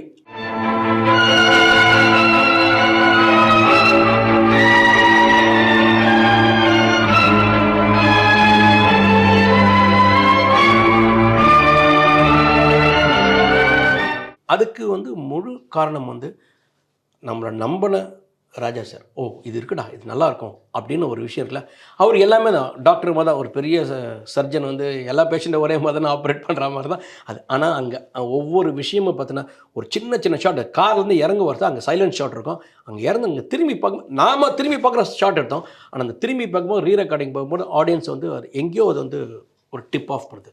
ஸோ இதெல்லாம் தான் நம்மளுடைய டேக் ஆஃப் இல்லைங்களா. ஸோ அதே மாதிரி ஹவுஸ்ஃபுல் படம் பார்க்கும்போது சார் ஃபுல்லாக அது வந்து ஒரு ட்ரை பேக்ரவுண்டில் ட்ரை, அதில் பெரிய ஒன்றுமே கிடையாது. என்ன ஒருத்தவங்க ஒரு தியேட்டருக்குள்ளே பாம்பு வச்சிடறான். அதில் பார்த்து நான் எல்லாம் வந்துட்டே இருக்கோம். கிளைமேக்ஸில் வந்து வெளில எல்லாம் முடிச்சு எல்லோரும் காப்பாற்றி வெளில ஓடியும் பார்த்தா ஒரு குழந்தை அழுகிற ஒரு நாய்க்குட்டி இருக்கும். சார் அந்த இடத்துல அப்படி ஒரு கிளாப்ஸ் விழும். அது வந்து எடுக்கும்போதே ஒரு பார்த்து இந்த இடம் பாருங்கள், அப்படி ஒரு கிளாப்ஸ் விழும். அதே மாதிரி நாய்க்குட்டி வந்து இருக்கும், எல்லாம் ஓடி வந்துடுவார். பார்த்தா நாய்க்குட்டி சத்தம் கேட்கும். ஓடுவார், எல்லாம் கிட்ட பாம்பு வெடிச்சிட்டு போது வந்துருங்க ஃபயர் சர்வீஸ் எல்லாம் கிட்ட ஓடுவார். ஓடி போய் அந்த நாய்க்குட்டியை தூக்கிட்டு வந்துடுவார். நாய்க்குட்டி தூக்கிட்டு வெளில பார்த்தா ஒரு குழந்தை அடற சவுண்ட் கேட்கும். எல்லாம் பிடிச்சிட்டு ஓடி உள்ளே ஒரு பார்த்தா அந்த குழந்தை அந்த ஸ்க்ரீனில் வந்து அழுதுட்டு இருக்கோம். அப்படியே வந்து அது பிளாஸ்ட் ஆகிடும். ஆனால் அந்த குழந்தை அழுவுறது தான் நாங்கள் முதல்ல இங்கே ஷூட் பண்ணுது. ஸ்க்ரீனில் வரணுன்றது நம்ம இங்கே சென்னையில் ஷூட் பண்ணுது. அப்போது ஒரு கன்விக்ஷன் ஒன்று இருக்குல்ல, இந்த இடத்துல இது வரும், இங்கே வரும்போது ஒரு கிளாப்ஸ் வரும் அப்படின்னு நினைக்கிறது ஒன்று இருக்குல்ல, அது வந்து அது ஆர்ட். அதனால தான் இவ்வளோ நாள் ஒரு சக்ஸஸ்ஃபுல் ஃபில்ம் மேக்கராக வளம் வர்றது. இளையராஜா சார் வந்து நான் இத்தனை படம் எடுத்திருக்கேன், 10 படம், ஒரு படத்துக்கு தான் எனக்கு மியூசிக் போட்டார். அவரோட நிறைய இன்ட்ராக்ஷன்ஸ் இருந்தது நடுவில் அப்பப்போ. ஆனால் அவரை நான் படத்தை யூஸ் பண்ணது கிடையாது. இன்றைக்கி க்ளோசஸ்ட் ஃப்ரெண்டு எனக்கு இளையராஜா. இப்போ நான் ஒரு ஃபோன் அடித்தா எந்த இடத்துல இருந்தாலும் எடுப்பார். எப்படி டிஜிபி எடுக்கிறாரோ அந்த மாதிரி ஃபோனை உடனே எடுத்து என்ன நான் கேட்பார். இளையராஜாவோட நிறைய பேர் ஃப்ரெண்டாக இருக்க முடியாது. ஏன்னா அவரை பற்றியெல்லாம் நினச்சிட்டு இருக்காங்க, அவர் வந்து திமிரெடுத்தவர், அரகண்ட்டு, அது இதுன்னு நினச்சிட்டு இருக்காங்க. அவருக்கு வந்து செல்ஃப் எஸ்டீம் நிறைய இருக்குது, அது சந்தேகம் கிடையாது. ஆனால் என் மேலே அவருக்கு தனிப்பிரியம் வர்றதுக்கு காரணம் என்னுடைய அப்ரோச் கூட இருக்கலாம், எனக்கு தெரியாது. அவர் ஜோசியம் பார்க்குறப்ப கூட என்னை பக்கத்தில் தான் வச்சுக்குவார். பர்சனல் ஜோசி நான் சொல்லுவேன், ராஜா சார் உட்கார் நாராயணன், நீ உட்கார்ந்தா தான் பார்ப்பேன்றவர். அந்த அளவுக்கு என்னை அவர் விரும்புகிறாரு. நடுவில் அவருக்கு நான் ஒரு முயற்சி பண்ணி ஒரு ஹெல்ப் பண்ணேன் ஃபினான்ஷியலாக. அன்ஃபார்ச்சுனேட்லி அது டோட்டலாக டிசாஸ்டராக முடிஞ்சு போச்சு. அதையும் மீறி அவர் என் மேலே அன்பாக இருக்கார். அப்படின்னா I must be somebody out of the world, எனக்கு தெரியாது என்னென்ன. இன்றைக்கும் நாராயணன் கூப்பிட்டா வர்றேங்கிற அளவுக்கு இருக்கார். அவர் அந்த பௌர்ணமி டயத்தில் கூட நம்ம கூப்பிட்டோம்னா உனக்கு தெரியாதா நான் ஆசிரமத்தில் இருக்கேன் பாரு, அப்படியே வச்சிடும், அவ்வளோதான். அதாவது குழந்தை மாதிரி சார், செல்ஃப் எஸ்டீம் ஜாஸ்தி இருக்குது, அவருடைய மரியாதை விட்டுறக்கூடாதுன்னு அவர் பார்க்குறாரு. அதனால் அவருடைய எல்லோரும் அவருடைய அரகன்ஸை பார்க்குறாங்களே தவிர அவர் உள்ளுக்க இருக்கிற ஒரு நல்ல மனசை புரிஞ்சுக்கிட்டவனுக்கு அவர் ரொம்ப ஒரு அருமையான மனிதர். பெரிய ஞானின்னு வைங்களேன், இசை ஞானி. நான் கூட சொல்லுவேன் நீங்கள் ஞானிங்க அப்படிமா, சும்மா இரு அப்படிம்பாரு. எல்லோரும் அவர் விழுந்து கும்பிட்றாங்க. நல்லி குப்புசாமி செட்டியார் முதல் கொண்டு ஆஃபீஸில் வந்தார் இன்றைக்கி இளையராஜா நிவேரியவுக்கு. நல்லி செட்டியார் விழுந்து கும்பிட்றாரு அவரை. அப்போ நான் எப்படி பண்ண முடியும், நான் கும்பிட அவருக்கு முடியல. அப்படி நானும் விழுந்து கும்பிட்டேன். ஆஹா, எல்லோரும் வந்து ஆசீர்வாதம் வாங்குறாங்க. அன்றைக்கி ஃபோனில் பேசுகிறாரு, இந்த வருஷம் நிவேரியோ அன்றைக்கி செட்டியார் என்ன உங்களை பார்க்க முடியல, உங்கள்கிட்ட பார்த்து நான் ஆசீர்வாதம் வாங்கணும் அப்படின்றாரு. இத்தனை சபாவுக்கு அவர் பிரசிடென்ட்டு இளையராஜாட்ட சொல்கிறார். அப்போ எந்த அளவுக்கு ஒரு மனிதன் வந்து பெடஸ்டலில் மேலே இருக்கார், அவ்வளோ பெரிய ஞானி. அவர் சொல்ல சரஸ்வதி என்கிட்ட இருக்கா நாராயணன், நான் ஒன்றுமே பண்ணுறதில்ல. எந்த கேள்வியாலும் டப்பு டப்புன்னு பதில் சொன்னாங்க. என்னங்க இப்படி அடிக்கிறீங்க, பதில் ஸ்டாக் வச்சுருக்கீங்களா உள்ளேன்னு கேட்பேன். அட இல்லை நாராயணன் கேட்குறான், நான் பதில் சொல்கிறேன் பாரு. இல்லை சார் இவ்வளோ எந்த கேள்வி கேளுங்க டப்புக்குன்னு சொல்லி விட்டுருவார். அந்த மாதிரி ஒரு மாபெரும் ஞானி, மாபெரும் டேலண்ட் உள்ளாள். அதெல்லாம் வந்து ஒரு எத்தனையோ கோடியில் ஒரு தான் அப்படி பிறக்க முடியும். இசையை கரைச்சி குடித்தவர். அவ்வளோ அவருடைய புத்தகத்தான் எல்லாம். ஒரு வாட்டி ஒரிசாவோட சீஃப் மினிஸ்டர் திருப்பாதி சார் சொல்கிறாரு, சீஃப் மினிஸ்டர் வந்து இளையராஜாவை ஹானர் பண்ணணும் மீட்டிங்கில். ஒரிசா மக்களை எல்லாம் கூப்பிட்டு மீட் பண்ணுறாங்க. இங்கே ஜெயலலிதாவும் வர்றாங்க, நவீன் பட்நாயக்கும் வராரு. அப்போ 2-3 பேரை ஹானர் பண்ணணும். அப்போ பிரகாஷ் ராஜையும் கேட்குறாங்க. திடீர்னு பிரகாஷ் ராஜ் வேணான்ட்டாங்க, எனக்கு மானம் போச்சு. இளையராஜாவும் வாணி ஜெயராமே பண்ணேன். ஏன்னா வாணி ராஜா நிறைய ஒரியா பாட்டு பாடியிருக்காங்க. இப்போது ஸ்டேஜில் என்னையை கொண்டு முன்னால் உட்காரச்சாங்க முதல் ரோலை எல்லா ஆளுகளோடு சேர்ந்து. நான் சொன்னால் தான் இளையராஜா வருவார், நான் வந்துட்டார். வந்தார். அப்போ ஒரு வாட்டி சுவாசினியும் கூட்டி போனேன். அதுவும் ஒரியாலாம் பேசி கலக்கிடுச்சுன்னு வைங்களேன். இப்போ ஜெயலலிதா நவீன் போயிட்டேன். இப்போது இளையராஜாவை பேரை அனௌன்ஸ் பண்ணுறாங்க. மியூசிக் மாஸ்ட்ரோ இளையராஜான்னு பார்த்தீங்கன்னா அந்த ஒரிசாக்காரன் எல்லாரும் தேட்டரு கலங்கிருச்சு. ஜெயலலிதா மிரண்டாங்க. இளையராஜா என்கிட்ட எந்திரிச்சு அப்படி போகிறாரு, கை காட்டுறாங்க ஜெயலலிதா. என்ன ராஜா அப்படின்னு, ராஜா அப்படின்றாங்க. வான பொழந்துச்சு சார் கைத்தட்டு. எத்தனை பேரை கூப்பிட்டாங்க, இவ்வளோ கைத்தட்டல் இல்லை. இவர் சிரிச்சுக்கிட்டு மேடையில் ஏறுறாரு. ஏறின உடனே ஜெயலலிதா கையை பிடிக்கிறாங்க. ஜெயலலிதாக்கே கைத்தட்டு இருக்காதுன்னா போய் அதை வாங்கிட்டார். இப்போ அதை வாங்கிட்டு கிஃப்டை வாங்கிட்டு பேசுகிறாரு. அப்போது இசையை பற்றி 4 வார்த்தை பேசிட்டு ஒரு சின்ன பாட்டு ஒரு 4 லைன் பாடுறாரு. பயங்கர கைத்தட்டல். ராஜா வந்தோன்னா நக்கல் பண்ணுறேன், ஜெயலலிதாவை மிரண்டு போச்சு உங்களை பார்த்துன்றேன். நாராயணன் அவங்களுக்கு வேறு வழியே கிடையாது, எந்த சேனல் ஆன் பண்ணாலும் என் பாட்டை தான் கேட்டாகணும் அப்படின்றாரு. சார் தமிழ்காரன் கேட்குறது வேறு, ஒரு ஒரியாக்காரன் உங்களுக்கு இவ்வளோ ரெக்கக்னிஷன் கொடுக்குறான் பாருங்கள் அப்படின்னாரு. கார்பில் ஏறி போயிட்டார். அந்த மாதிரி அவருக்கு ஒரு பெரிய மாபெரும் இது இருக்குது. ராஜா சார் இன்றைக்கி வரைக்கும் ஒரு பிரமிப்பு தான். இசைஞானி இளையராஜா அவர்கள். எனக்கு இளையராஜா சார் கூடாரத்துக்குள்ளேருந்து தான் நான் வந்து ராஜ்கிரண் சார்ட்டே சேர்ந்தேன். அப்போ அவர் என்னமோ ஒரு பவர் இருக்கும் சார் அவர்கிட்ட அந்த டைமில். இப்போ எப்படின்னு தெரியல. இப்போ நம்ம ரொம்ப சினிமாவை தெரிஞ்சுக்கிட்டோம், நிறையா பேரை பழகிட்டோம், அதனால் அவரு கொஞ்சம் சாதாரணமாக தெரிகிறாரு. ஆனால் அந்த டைமில் இளையராஜா அந்த கம்போசிங் ரூம்லேருந்து அந்த வேட்டி அப்படி பிடிச்சிட்டு வருவார் பாருங்கள். இந்த நோட்ஸ் கொடுத்துட்டு போயிடுவார். போயிட்டு ஒரு 3/4 மணி நேரம் கழிச்சு திருப்பி வருவார். வரும்போது அந்த பிரசாத் ஸ்டுடியோவில் அந்த ஜட்ஜு வந்தால் எல்லோரும் எழுந்து நிற்பான். இல்லை எங்கேயோ ஒருத்தன் உட்காந்துருப்பான் காருக்கு பின்னாடி, அவன் தம்படிச்சுட்டு இருப்பான், அவன் கீழே போட்டு எழுந்து நிற்பான். அவர் கண்ணில் கூட பட மாட்டாங்க, அங்கே இருப்பான், இப்படி எழுந்து நிற்பாங்க. அவர் அப்படியே போவார் வருவார், இப்படி இருப்பார். ஒரு தடவை அப்படி போயிட்டு வரும்போது அவர் தென்னை மரம் இருக்கும் அந்த இடத்துல, அந்த இதுக்கு பாதையை கிராஸ் பண்ணும்போது அந்த தென்னை மரத்துலேருந்து காக்கா அவர் தலையில் எச்சம் போட்டுருச்சு. அப்படி மேலே பார்த்தாரு, டோட்டல் ஸ்டுடியோ அப்படி நிற்கிது. அரண்மனைக்கிளி இது ரீரி கடைங்கப்போ அப்படி மேலே பார்த்தா கேன் பறந்து போயிடுச்சு. அது ஒரு சிரிப்பு ஒன்று சிரிச்சு அப்படி நடந்து போயிட்டார். அப்படி ஓடினாங்க எல்லோரும், துணியே எடுத்துக்கிட்டு பேப்பர்லாம் எடுத்துக்கிட்டு, எதுவும் வேண்டாம் நான் அங்கே வாஷ் பண்ணிக்கிறேன் அப்படி போயிட்டார். அப்படிப்பட்ட ஒரு ஆள் அவர் ராஜா சார். எனக்கு ஒரு பெரிய பிரமிப்பு என்னென்னா சார், இன்றைக்கி வரைக்குமே ராஜா சார் மேலே விலகாத ஒரு வியப்பு என்னென்னா, ஒரு மனுஷன் என்ன எழுதினாலும் அது எப்படி அவ்வளோ சுகமாக இருக்குது காதுக்கு அப்படிங்கிறது தான். அது வந்து நான் அவர் நோட்ஸ் எழுதும்போது பக்கத்தில் உட்காந்து பார்த்துருக்கேன். நான் அரண்மனைக்கிளி கம்போசிங் ராஜ்கிரண் சார் என்னை கூப்பிட்டு போயிருக்காரு. உள்ளே கூட்டு போனால் சார், காலைல 7:30 மணிக்கு உள்ளே போகிறோம் சார். 7:30 மணிக்கெலாம் வந்துட்டார். அந்த சரவணாபவன்லேருந்து காஃபி வந்துருந்துச்சு. காஃபியை குடித்தோம். காஃபி குடிச்சிட்டு கம்போசிங்கில் உட்காந்தார். உட்காந்தோடனே ராஜ்கிரண் சார் கண்ணை காட்டினார், வெளியே போ அப்படின்னாரு. அவர் ஹார்மோனியப்பட்டி எடுத்து வச்சோடனே வெளியே போனார். ஏன் போய் சொல்லுங்க, இருக்கட்டும் அப்படி உட்காரு அப்படின்னாரு. அந்த மூலையில் உட்காந்துட்டு ஆத்தாடி எவ்வளோ பெரிய வாய்ப்பு அப்படின்னு 7:30 மணிக்கு ஹார்மோனியத்தில் வச்சார் சார். இவர் ஒவ்வொரு சுச்சுவேஷனாக சொல்கிறாரு. அம்மன் கோயில் கும்பமிங்கே அப்படின்னோடனே அந்த சுந்தரராஜனை வந்தார். அவர் கிட்டார் அப்படி ஆட்டினார் சார். இவர் ஏதோ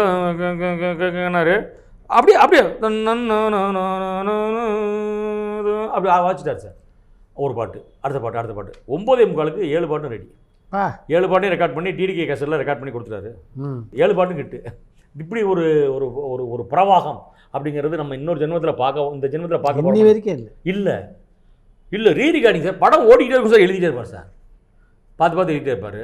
அந்த படத்தில் ராசாவின் மனசில் அந்த பெண் மனசு ஆழம்னு ஆம்பளைக்கு தெரியும் பாட்டு இருக்கு இல்லையா, அந்த பாட்டு வந்து படத்திலே கிடையாது. ஆக்சுவலாக அந்த இடத்துக்கு போடப்பட்ட பாட்டு அந்த குயில் பாட்டு, அதோட பேத்தாஸ் வெர்ஷன். அது பேத்தாஸ் வெர்ஷன். அது ஹேப்பி வெர்ஷன் ஒன்று இருக்குது, மீனா பாடும். அந்த பேத்தாஸ் வெர்ஷன் தான் அந்த இடத்துக்கு போடப்பட்ட பாட்டு. அப்போ ராஜா சார் படம் பார்த்துட்டு என்ன சொல்கிறாரு, அந்த இடம் சீட் ஆகலை, இந்த பாட்டு தூக்கி டைட்டிலில் வச்சுரு, நீ இந்த இடத்துக்கு நான் வேறு பாட்டு போடுறேன் அப்படின்னாரு. ஆனால் நான் ஃபுல்லாக ஷூட் பண்ணிட்டேன்னே, எடிட் பண்ணிட்டேன்னே, எப்படி ஆர்டர் எப்படி ஷார்ட் ஆர்டரை மாற்ற முடியாதுன்னு அப்படின்னாரு. இப்போ என்ன நீ பிக்சர் வச்சுருக்கியோ அந்த பிக்சருக்கு நான் பாட்டு போகிறேன் பேசாமரு அப்படின்ட்டாரு. சார் அந்த படத்தை ஓட்டி விட்டு நோட்ஸ் எழுதுறாரு சார். அப்படியே சார், கல்லிலேயே இந்த மகன் கல்லில்லையேனா ராஜ்கிரண் ஜூம் போகும், சொல்லலையே பாவி மக சொல்லலைன்னா மீனாவுக்கு ஜூம் போகும். அப்படியே என்ன விஷுவல் எடுத்து என்ன எடிட் பண்ணாரோ அந்த அந்த அந்த விஷுவலுக்கு இவர் நோட்ஸ் எழுதுறாரு சார். எழுதி லிரிக்கும் இவரே எழுதி பெண் மனசு அவரே பாடிட்டும் போயிட்டார். அரை மணி நேரத்தில் மறண்டு போயிட்டேன் நான். நமக்கு அப்போ தெரியும் இல்லையா, ஒரு பேக்ரவுண்டு விஷுவலுக்கு ஆல்ரெடி இருக்கிற விஷுவலுக்கு நோட்ஸ் எழுதுறது கஷ்டம், எழுதுன நோட்ஸுக்கும் இசைக்கும் நம்ம ஷூட் பண்ணுறது ஈஸி அப்படிங்கிறது. அதையெல்லாம் தாண்டி ஒரு வியப்பு இன்றைக்கி வரைக்கும் அவர்கிட்ட இருக்குது சார். அவ்வளோ பெரிய சார். ரீரிகார்டிங்க எனக்கு என்ன சார், அவர் பாட்டாக 8000 பாட்டோ 10,000 பாட்டோ எழுதி போட்டிருக்காரு. ரீரிகார்டிங்காக ஒரு எத்தனை படம், 1500 படம் 1300 படம் வந்துருச்சு. இதில் இது வந்து நம்ம வெளியே வந்தது மட்டும் தான் நமக்கு தெரியும். எத்தனை எழுதி வேணாம்னு அவரே முடிவு பண்ணியிருப்பாரு. நினச்சி பாருங்கள், அவருக்கு ஸ்க்ராப் பண்ணது எத்தனை இருக்கும், இது வேண்டாம்னு சொல்லிட்டு. அப்படி ஒரு விஷயம். அவர் எழுதி கொடுத்து நோட்ஸ் மட்டும் தான் வரும் சார். அந்த இப்படி இருப்பார் இல்லையா, அந்த நோட்ஸ் மட்டும் தான் வரும். அந்த நோட்டிலேருந்து இவர் ஒரு ஒரு வாய்ஸுக்கு சொல்லி பார்த்து அதில் கரெக்ஷன் சொல்ல மாட்டார் சார். அதை பார்த்து நெப்போலியன் வாய்ஸ் பார்ப்பல சார் அருண்மொழி. எப்படி எனக்கு என்ன, ஒரு ஃப்ளூட்டு 9 ஓட்டை இருக்குது, 7வது ஓட்டையை மூடிக்கிட்டு 3வது ஓட்டையை திறக்கும் போது வாயிலேருந்து இவ்வளவு காற்று ஊதுனா இதுதான் சவுண்டாக வரும்னு எப்படி அந்த மனுஷன் எழுத்துல எழுதுறான். பாமரனா நான் கேட்டேன், அவர்கிட்ட கேட்டேன், பாமரன் நல்லா பேசுகிறீங்க சார் நீங்கள் அப்படின்னாங்க. எழுத்துல இப்படி போடுறாரு மேலே ஒரு அப்பர் நோட்டு ஒரு லோயர் நோட்டு அப்படின்ற இதை பார்த்து வாசிக்கிறான் சார் ஒருத்தன். ஓகே, 7வது ஓட்டையை மூடணும், 3வது ஓட்டையை திறக்கும்போது வாயிலேருந்து இவ்வளோ காற்று ஊதுனாக்க அப்படி மனசில் பாட்டு தான் அப்படி வருது. என்னது எவ்வளோ இருந்தேன், அப்படியா, அதை கொஞ்சம் கட் பண்ணி வாசிங்க, இல்லை கொஞ்சம் லென்த்தாக வாசிங்க அப்படின்னு சொல்லி வாசிக்கிறது அது வேறு. இல்லை வாட்சி பார்த்து கரெக்ஷன் பண்ணுறது வேறு. எழுத்தை பார்த்து ஒருத்தர் வந்து இசையை வாசிக்கிறானாக்க அப்படிங்கிற ஒரு வியப்பு இளையராஜாங்க. அதை சிம்பொனியில் கேட்டாங்க நம்மளை, எத்தனை படம் பண்ணியிருக்கீங்கன்னா 800 படம் பண்ணியிருக்கேனாரா அந்த டைமில் சிம்பொனி பண்ணப்போ. உங்களுக்கு எத்தனை குழந்தைங்க, 3 குழந்தைங்க, எப்படி 3 குழந்தைய பற்றி உங்களுக்கு நேரம் இருந்துச்சு அப்படின்னு கேட்டாங்களா சிம்பொனியில். 800 படத்துக்கு இசையமைச்சிருக்கீங்க இந்த வயசுக்குள்ளே, இதுக்கு மட்டும் தானே நேரம் இருந்திருக்கும், இதுவே இப்போ இதுக்கே நேரம் இருந்திருக்காது, எப்படி 3 குழந்தை பத்துக்கிறதுக்கு உங்களுக்கு நேரம் இருந்துச்சு அப்படின்னு கேட்டாங்களா. அப்படி ஒரு ஆச்சரியமான ஒரு ஆள் அவர். பார்த்தா ஒரு நாயன் போஸ்ட் விட்டுருக்காங்க. பார்த்தா அங்கே பார்த்தீங்கன்னா வந்து மணிரத்னம், இளையராஜா, பி.சி. ஸ்ரீராம் என்னப்பா அது என்ன காம்பினேஷனில் அப்படின்னு சும்மா அது பாருங்கள், சினிமாக்கெல்லாம் ஐடியாவே இல்லை. இப்போ இந்த இடத்துல மணிரத்னத்துக்கு போல் என் பேர் இருந்தால் எப்படி இருக்குன்னு சும்மா யோசிச்சு பார்க்குறேன். ஏன்னா ஐயாவை நினச்சி இளையராஜா ஃபஸ்ட்டு படமே பண்ணணும்னு போக நினச்சேன். ஆனால் எனக்கு தெரிஞ்சிச்சு ஃபஸ்ட்டு படம் போகக்கூடாது. ஏன்னா நான் போனால் என்னை போட்டு மிதிச்சிருவாருன்னு தெரியும் எனக்கு. நான் போனால் மிதிச்சிருவார், எனக்கு நல்லா க்ளீனாக தெரியுது. நான் போனால் அவர்கிட்ட எதுவுமே நான் என்ன கேட்குறதுலாம் கொடுக்க மாட்டேன், அவர் கொடுக்குறது. ஏன்னா அவரை பற்றி கேட்டிருக்கேன், அவர்கிட்ட போயிட்டு பேச முடியாது. எதனால் அப்படி ஒரு அபிப்பிராயம் இல்லை தெரிஞ்சிச்சு, இண்டஸ்ட்ரியில் வந்த மாதிரி தெரியும். அவர் அசிஸ்டன்ட் டேரக்டர் இருக்கும்போது தெரியுமே. அவர் ஒரு 42 வருஷம் ஒரு டாமினண்ட்டான ஒரு ரூலர் அவர் ஆக்சுவலாக. ஸோ அது எனக்கு தெரிஞ்சிச்சு. உடனே என்ன பண்ணால் ஃபஸ்ட்டு 2 படம் பண்ணுவோம், 2 படம் பண்ணி முடிச்சுட்டு அப்புறம் 5வது நந்தலாலா எழுதும்போது நந்தலாலான்னு எழுதும் உடனே இளையராஜன் தான் எழுதினேன்.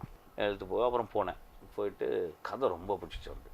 ரொம்ப கதை பிடிச்சிட்டு நான் பண்ணுறேன் அப்படின்னா அப்போ நல்லா ரொம்ப ஒரு வருஷம்லாம் லேட் ஆகி அப்புறம் திரும்பி பண்ண ஆரம்பிச்சிட்டேன். எல்லாம் பாட்டெல்லாம் பண்ணி முடிச்சுட்டு என்ன பண்ணுறாரு, 5 பாட்டு பண்ணார், 3 பாட்டு எடுத்துட்டேன், 2 பாட்டு தான் படத்தில். ரீரெக்கார்டிங்லாம் போனால் பெரிய சண்டை. எப்படி சண்டைனா இப்போ முதல் சீனில் பார்த்தீங்கன்னா அதில் ஒரு தண்ணியில் இந்த இலைங்கள்லாம் இப்படி செடிங்கள்லாம் போகிற மாதிரி இருக்கும். அது என்ன சீன்னா 42வது நாள் ஷூட் பண்ணும்போது அப்படியே நான் தம் அடிச்சிட்டே போயிட்டு அப்படியே மூத்திர நிகழ்ச்சி போகும்போது பார்த்தா ஒரு தண்ணி போகுது, அதில் அந்த இலை போகுது.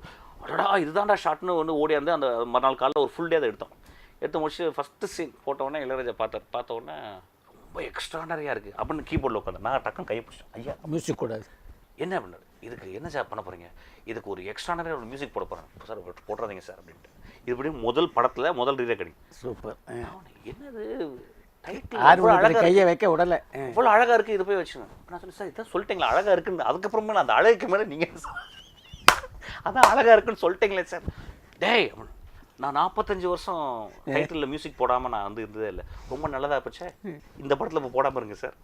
அப்புறம் என்ன பண்ணார், இன்னும் லாஸ்ட் ஆர்குமெண்ட். அப்போ என் ரசிகர்லாம் ஒத்துக்க மாட்டேன், உங்கள் ரசிகர் ஒத்துக்கவே வேணாம் சார், இந்த இடத்துல மட்டும் பாட்டு போடாங்க அப்படின்னா என்ன பண்ணார், ரொம்ப கோவமாயிட்டு நீ வெளியே போ அப்படின்ட்டு நேச்சுரலாக சொல்லுவார். இதெல்லாம் நான் இந்த சீன்லாம் முன்னாலே நடந்திருக்கு நிறைய பேருக்கு. அந்த சீனில் எங்களுக்கு தெரியும், அதில் என்னை எந்த பாதிப்பும் இல்லை. அப்புறம் நான் ரொம்ப தெளிவாயிட்டேன். ஒரு பெரிய கட்டை எடுத்து மண்டையில் அடித்து 2ஆக பிளந்தா கூட போயிட்டு வராங்கன்னு சொல்லிட்டு தான் போகணும் இல்லையா, எந்த கோபமும் வராது. ஸோ போயிட்டு பிரிட்ஜ் ஏறி இறங்குறேன். எங்கே நம்ம இந்த நுங்கம்பாக்கம் போய் ஃபோனு திருப்பி வரனார். திரும்பி போனேன், திரும்பி காட்டினார். இங்கே எங்கே மியூசிக் போடுறதுன்னு கேட்டார். என்னன்னா 1 நிமிஷம் 45 செகண்ட் ஒரு ஷாட், ஒரு க்ளோஸ்அப். எங்கே போன அப்போ நான் சொன்னேன், இல்லையா இந்த இது எப்படி எங்கே சொல்லு, கரெக்டாக சொல்லு, ஏன்னா நீ டிக்டேட் பண்ணுறேன் நீ அப்படின்னு. இல்லைங்க இந்த இடத்துல போட்டோம்லாம் அப்போ சரிச்சு வெளியே போட அப்படின்னா திருப்பி. இப்படி தான் அவர் கூட அது சண்டை, அன்பு, சண்டை, போனவுடனே காலை தொட்டு கும்பிட்டு எல்லா பாவத்தையும் கழுவிடுறது. அதுக்கப்புறம் எனக்கு இப்படி தான் வேணும் அப்படின்றது. இன்னைக்கு வரைக்கும் அந்த சண்டை போயிட்டு இருக்கு. உங்கள் சண்டை காரசாரமாக பல மேடைகள்லேயே நடந்திருக்கு. அதாவது எப்படின்னா சண்டைன்னா சண்டை, அப்படியே சண்டை சார். ஆக்சுவலி அது இப்போ கூட பார்க்கலாம், என் மூஞ்சிலே முழிக்காதான்னு இருக்காரு. ஆக்சுவலி நான் பின்னால் போய் அவர் பின்னால் தான் போய் பார்க்க போகிறேன். அப்படி தான் நினச்சிக்கிறேன். நெக்ஸ்ட் பின்னால் போய் பார்க்க போகிறேன். ஏன்னா நீங்கள் தான் மூஞ்சில் முழிக்கணும், அந்த பின் தலையை பார்க்குறேன் அப்படின்னு நினச்சி சொல்லலான்னு இருக்கேன். எப்போ இது என் மூஞ்சில் முழிக்க இது லாஸ்ட்டு. இது ஒன்றா நினச்ச பாட்டுக்கு என்னாச்சுன்னு கேட்டிங்கன்னா நிறைய டியூன் போட்டார். நான் இல்லைப்பா எனக்கு நல்லா வேணும் அப்படின்னு. நீங்கள் எத்தனை டியூன்றாக கேட்பேன், நீங்கள் போட்டே இருங்க எனக்கு சொல்கிற வரைக்கும் அப்படின்னு. ரொம்ப நாள் 2-3 நாள் போயிடுச்சு கம்போசிங். அப்புறம் ரொம்ப கோமாயிட்டார். நீ இதெல்லாம் கேட்டுட்டு வாடா அப்படின்னு. இல்லை இந்த பாட்டில் எனக்கு வேணாம், நீங்கள் இன்னொரு பாட்டு போடுங்கன்னு சொன்னேன். போட்டு முடிச்சோடனே என்ன பண்ணார், என்ன பண்ணேன், கபிலன் தான் எழுதினான். 3 நாள் உட்காந்து விடிய கபிலனோட எழுதிட்டு போய் கொடுத்த உடனே தூக்கி போட்டார். நல்லாவே இல்லை அப்படின்னார். சரி அப்போ சரி யாராவது எழுதுன்னு சொல்லி நான் போயிட்டேன். மறுநாள் இவர் எழுதி வச்சிருக்காரு. நான் இது யார் எழுதுனான்னு கேட்டேன். நான் தான் இல்லை, கேவலமாக இருக்குப்பா, இதில் போட்டுறாங்க பண்ணிடுறீங்க அப்படின்ட்டேன். உள்ளே போய்ட்டு சரி அவனே எழுத சொல்லு அப்படின்ட்டார். சரி அந்த பாட்டை எழுதிச்சா. இப்போ பாருங்கள் ஒரு பாட்டுக்கு என்னென்ன அடுத்து ஒரு பையனை நான் என்ன பண்ணிட்டேன், ஒரு பையனை கூப்பிட்டு ஏதோ ஒரு பேர் சொல்கிறேன், அந்த பையனை தான் அந்த பாட்டு பண்ணேன். சார் இதுக்கு இவன் தான் பாடுறான், யார், சித்ஸ்ரீராம் தான் பாடுறான். சித்ஸ்ரீராம் பாடவே கூடாதுன்றது. நான் சித்ஸ்ரீராம் தான் பாடணுன்றேன். ஒரு 5 நாள் சண்டை சார். இப்போ சிஸ்டர் பாடினா நான் வாய்ஸ் மிக்சிங் வரமாட்டேன், நீங்கள் வரவே வேணாம் அப்படின்ட்டு. அப்புறம் சிஸ்டாம நானும் அவர் இன்னொருத்தர் இருப்பாருங்க, அவர் வரவே இல்லை, வரல, கோவம். அவர் அந்த பக்கம் இருக்கார், நாங்கள் இப்படி போய்கிட்டு இருக்கோம். அப்புறம் போயிட்டு அப்புறம் பாடி முடிச்சிட்டோம். எல்லாம் முடிச்சுட்டு பாட்டு முடிகிற வரைக்கும் சண்டை. அப்போ திடீர்னு போயிட்டு எனக்கு ஒரு ஹெல்ப் பண்ணுங்க அப்படின்னு. பாட்டு ரொம்ப நல்லா இருக்குது, அந்த பிஜிஎம் மட்டும் மாற்றிருங்க அப்படின்னு. ரொம்ப கோவம் வந்துருச்சு. அப்போ ஏன்டா அப்படின்னாரு. நல்லா தானே பிஜிஎம் நல்லா இருக்குப்பா, ஆனால் நான் கன்சீவ் பண்ண ஒரு ஷார்ட்டு நிறைய ஷார்ட்ஸ் கன்சீவ் பண்ணியிருக்கேன். அது ரொம்ப முக்கியமான ட்ராமா, அது ரொம்ப இதமாக இருக்கணும், அந்த மாதிரி பண்ணி விடுங்க. அப்புறம் அப்படியே சிரிச்சிட்டே பண்ணி கொடுத்தாரு. ஸோ இப்படியே ஏன் சிரிச்சு நான் பாடக்கூடாதுன்னு சொன்னார் அவர்? தெரியல அவருக்கு என்னமோ அவர் ஏதோ ஃபீல் பண்ணியிருக்காரு. அது உண்மைதான். அது சரி, அவர் மியூசிக் டைரக்டர் அவர் ஃபீல் பண்ணுறது கரெக்டாக கூட இருந்தது. அந்த பாட்டு யார் பண்ணாலும் பெரிய ஹிட்டாக இருக்கும். சிட்ஸ்ராம் பாடும்போது பெரிய ஹிட் ஆயிடுச்சு. ஏன்னா அது ஒரு மனசுக்கு, ஏன்னா சிட்ஸ்ராம் பாட்டு கேட்டதில்லை. என் அசிஸ்டன்ஸ் என்ன சொன்னாங்க, சார் இந்த பாட்டுக்கு சிட்ஸ்ராம் பாடலாம் சார். யார் அந்த பையன் அப்படிங்கும்போது ஒரு கேவலமான பாட்டு போட்டு காட்டினாங்க. எனக்கு ஒரு குத்துப்பாட்டு ஏதோ பாடிருந்தாங்க ஆக்சுவலாக. ஆனால் அந்த வாய்ஸில் ஒரு டிம்பர் ஒன்று வந்துச்சு, ஒரு டாம்பர்பாங்களா அது ஆக்சுவலாக. அது ஒன்று எனக்கு ரொம்ப பிடிச்சிருந்துச்சு. நான் பாடினா நல்லா இருக்கும்னு சொல்லி கேட்டேன். அவர் ரொம்ப மாட்டேன்னு சொன்னார். மாட்டேன்னு சொல்லலாம், தப்பு இல்லையே, ஒரு கிரியேட்டிவ் சண்டை தானே இது, ஒன்றும் பெரிய மரியாதை கொடுக்க மாட்டேன்றாரு. வச்சு ஒரு நாள்லாம் திட்டுவார், ஃபுல் டே திட்டுவார் என்னை உட்கார வச்சு. அதாவது அப்படியே கண்ணீராக கொட்டும், எனக்கு அப்படியே ஓன்னு கொட்டும், அப்படியே திட்டுவார். என்ன ஏன் கண்ணீர் வரும்னா மரியாதை கொடுக்கலன்னு சொல்லுவார். எப்படி உலகத்தில் நான் என்ன சொல்லியிருக்கேன், எங்கள் அம்மா சாவுக்கு போகும்போது இளையராஜா செத்துனா திரும்பி போயிடுவேன்னு சொல்லியிருக்கேன். எங்கள் அம்மா புதைச்சிருங்க தூக்கிட்டு இளையராஜா அந்த அளவுக்கு நான் அவர் நேசிக்கிற போது மரியாதை கொடுக்கலன்னு எனக்கு ஒரே கோபம் வரும். எனக்கு பயங்கரம் கோபத்தில் அழுக வரும். யோ என்னையா அப்படி பண்ணுற, நீ உயிர் எடுக்கிறேன்.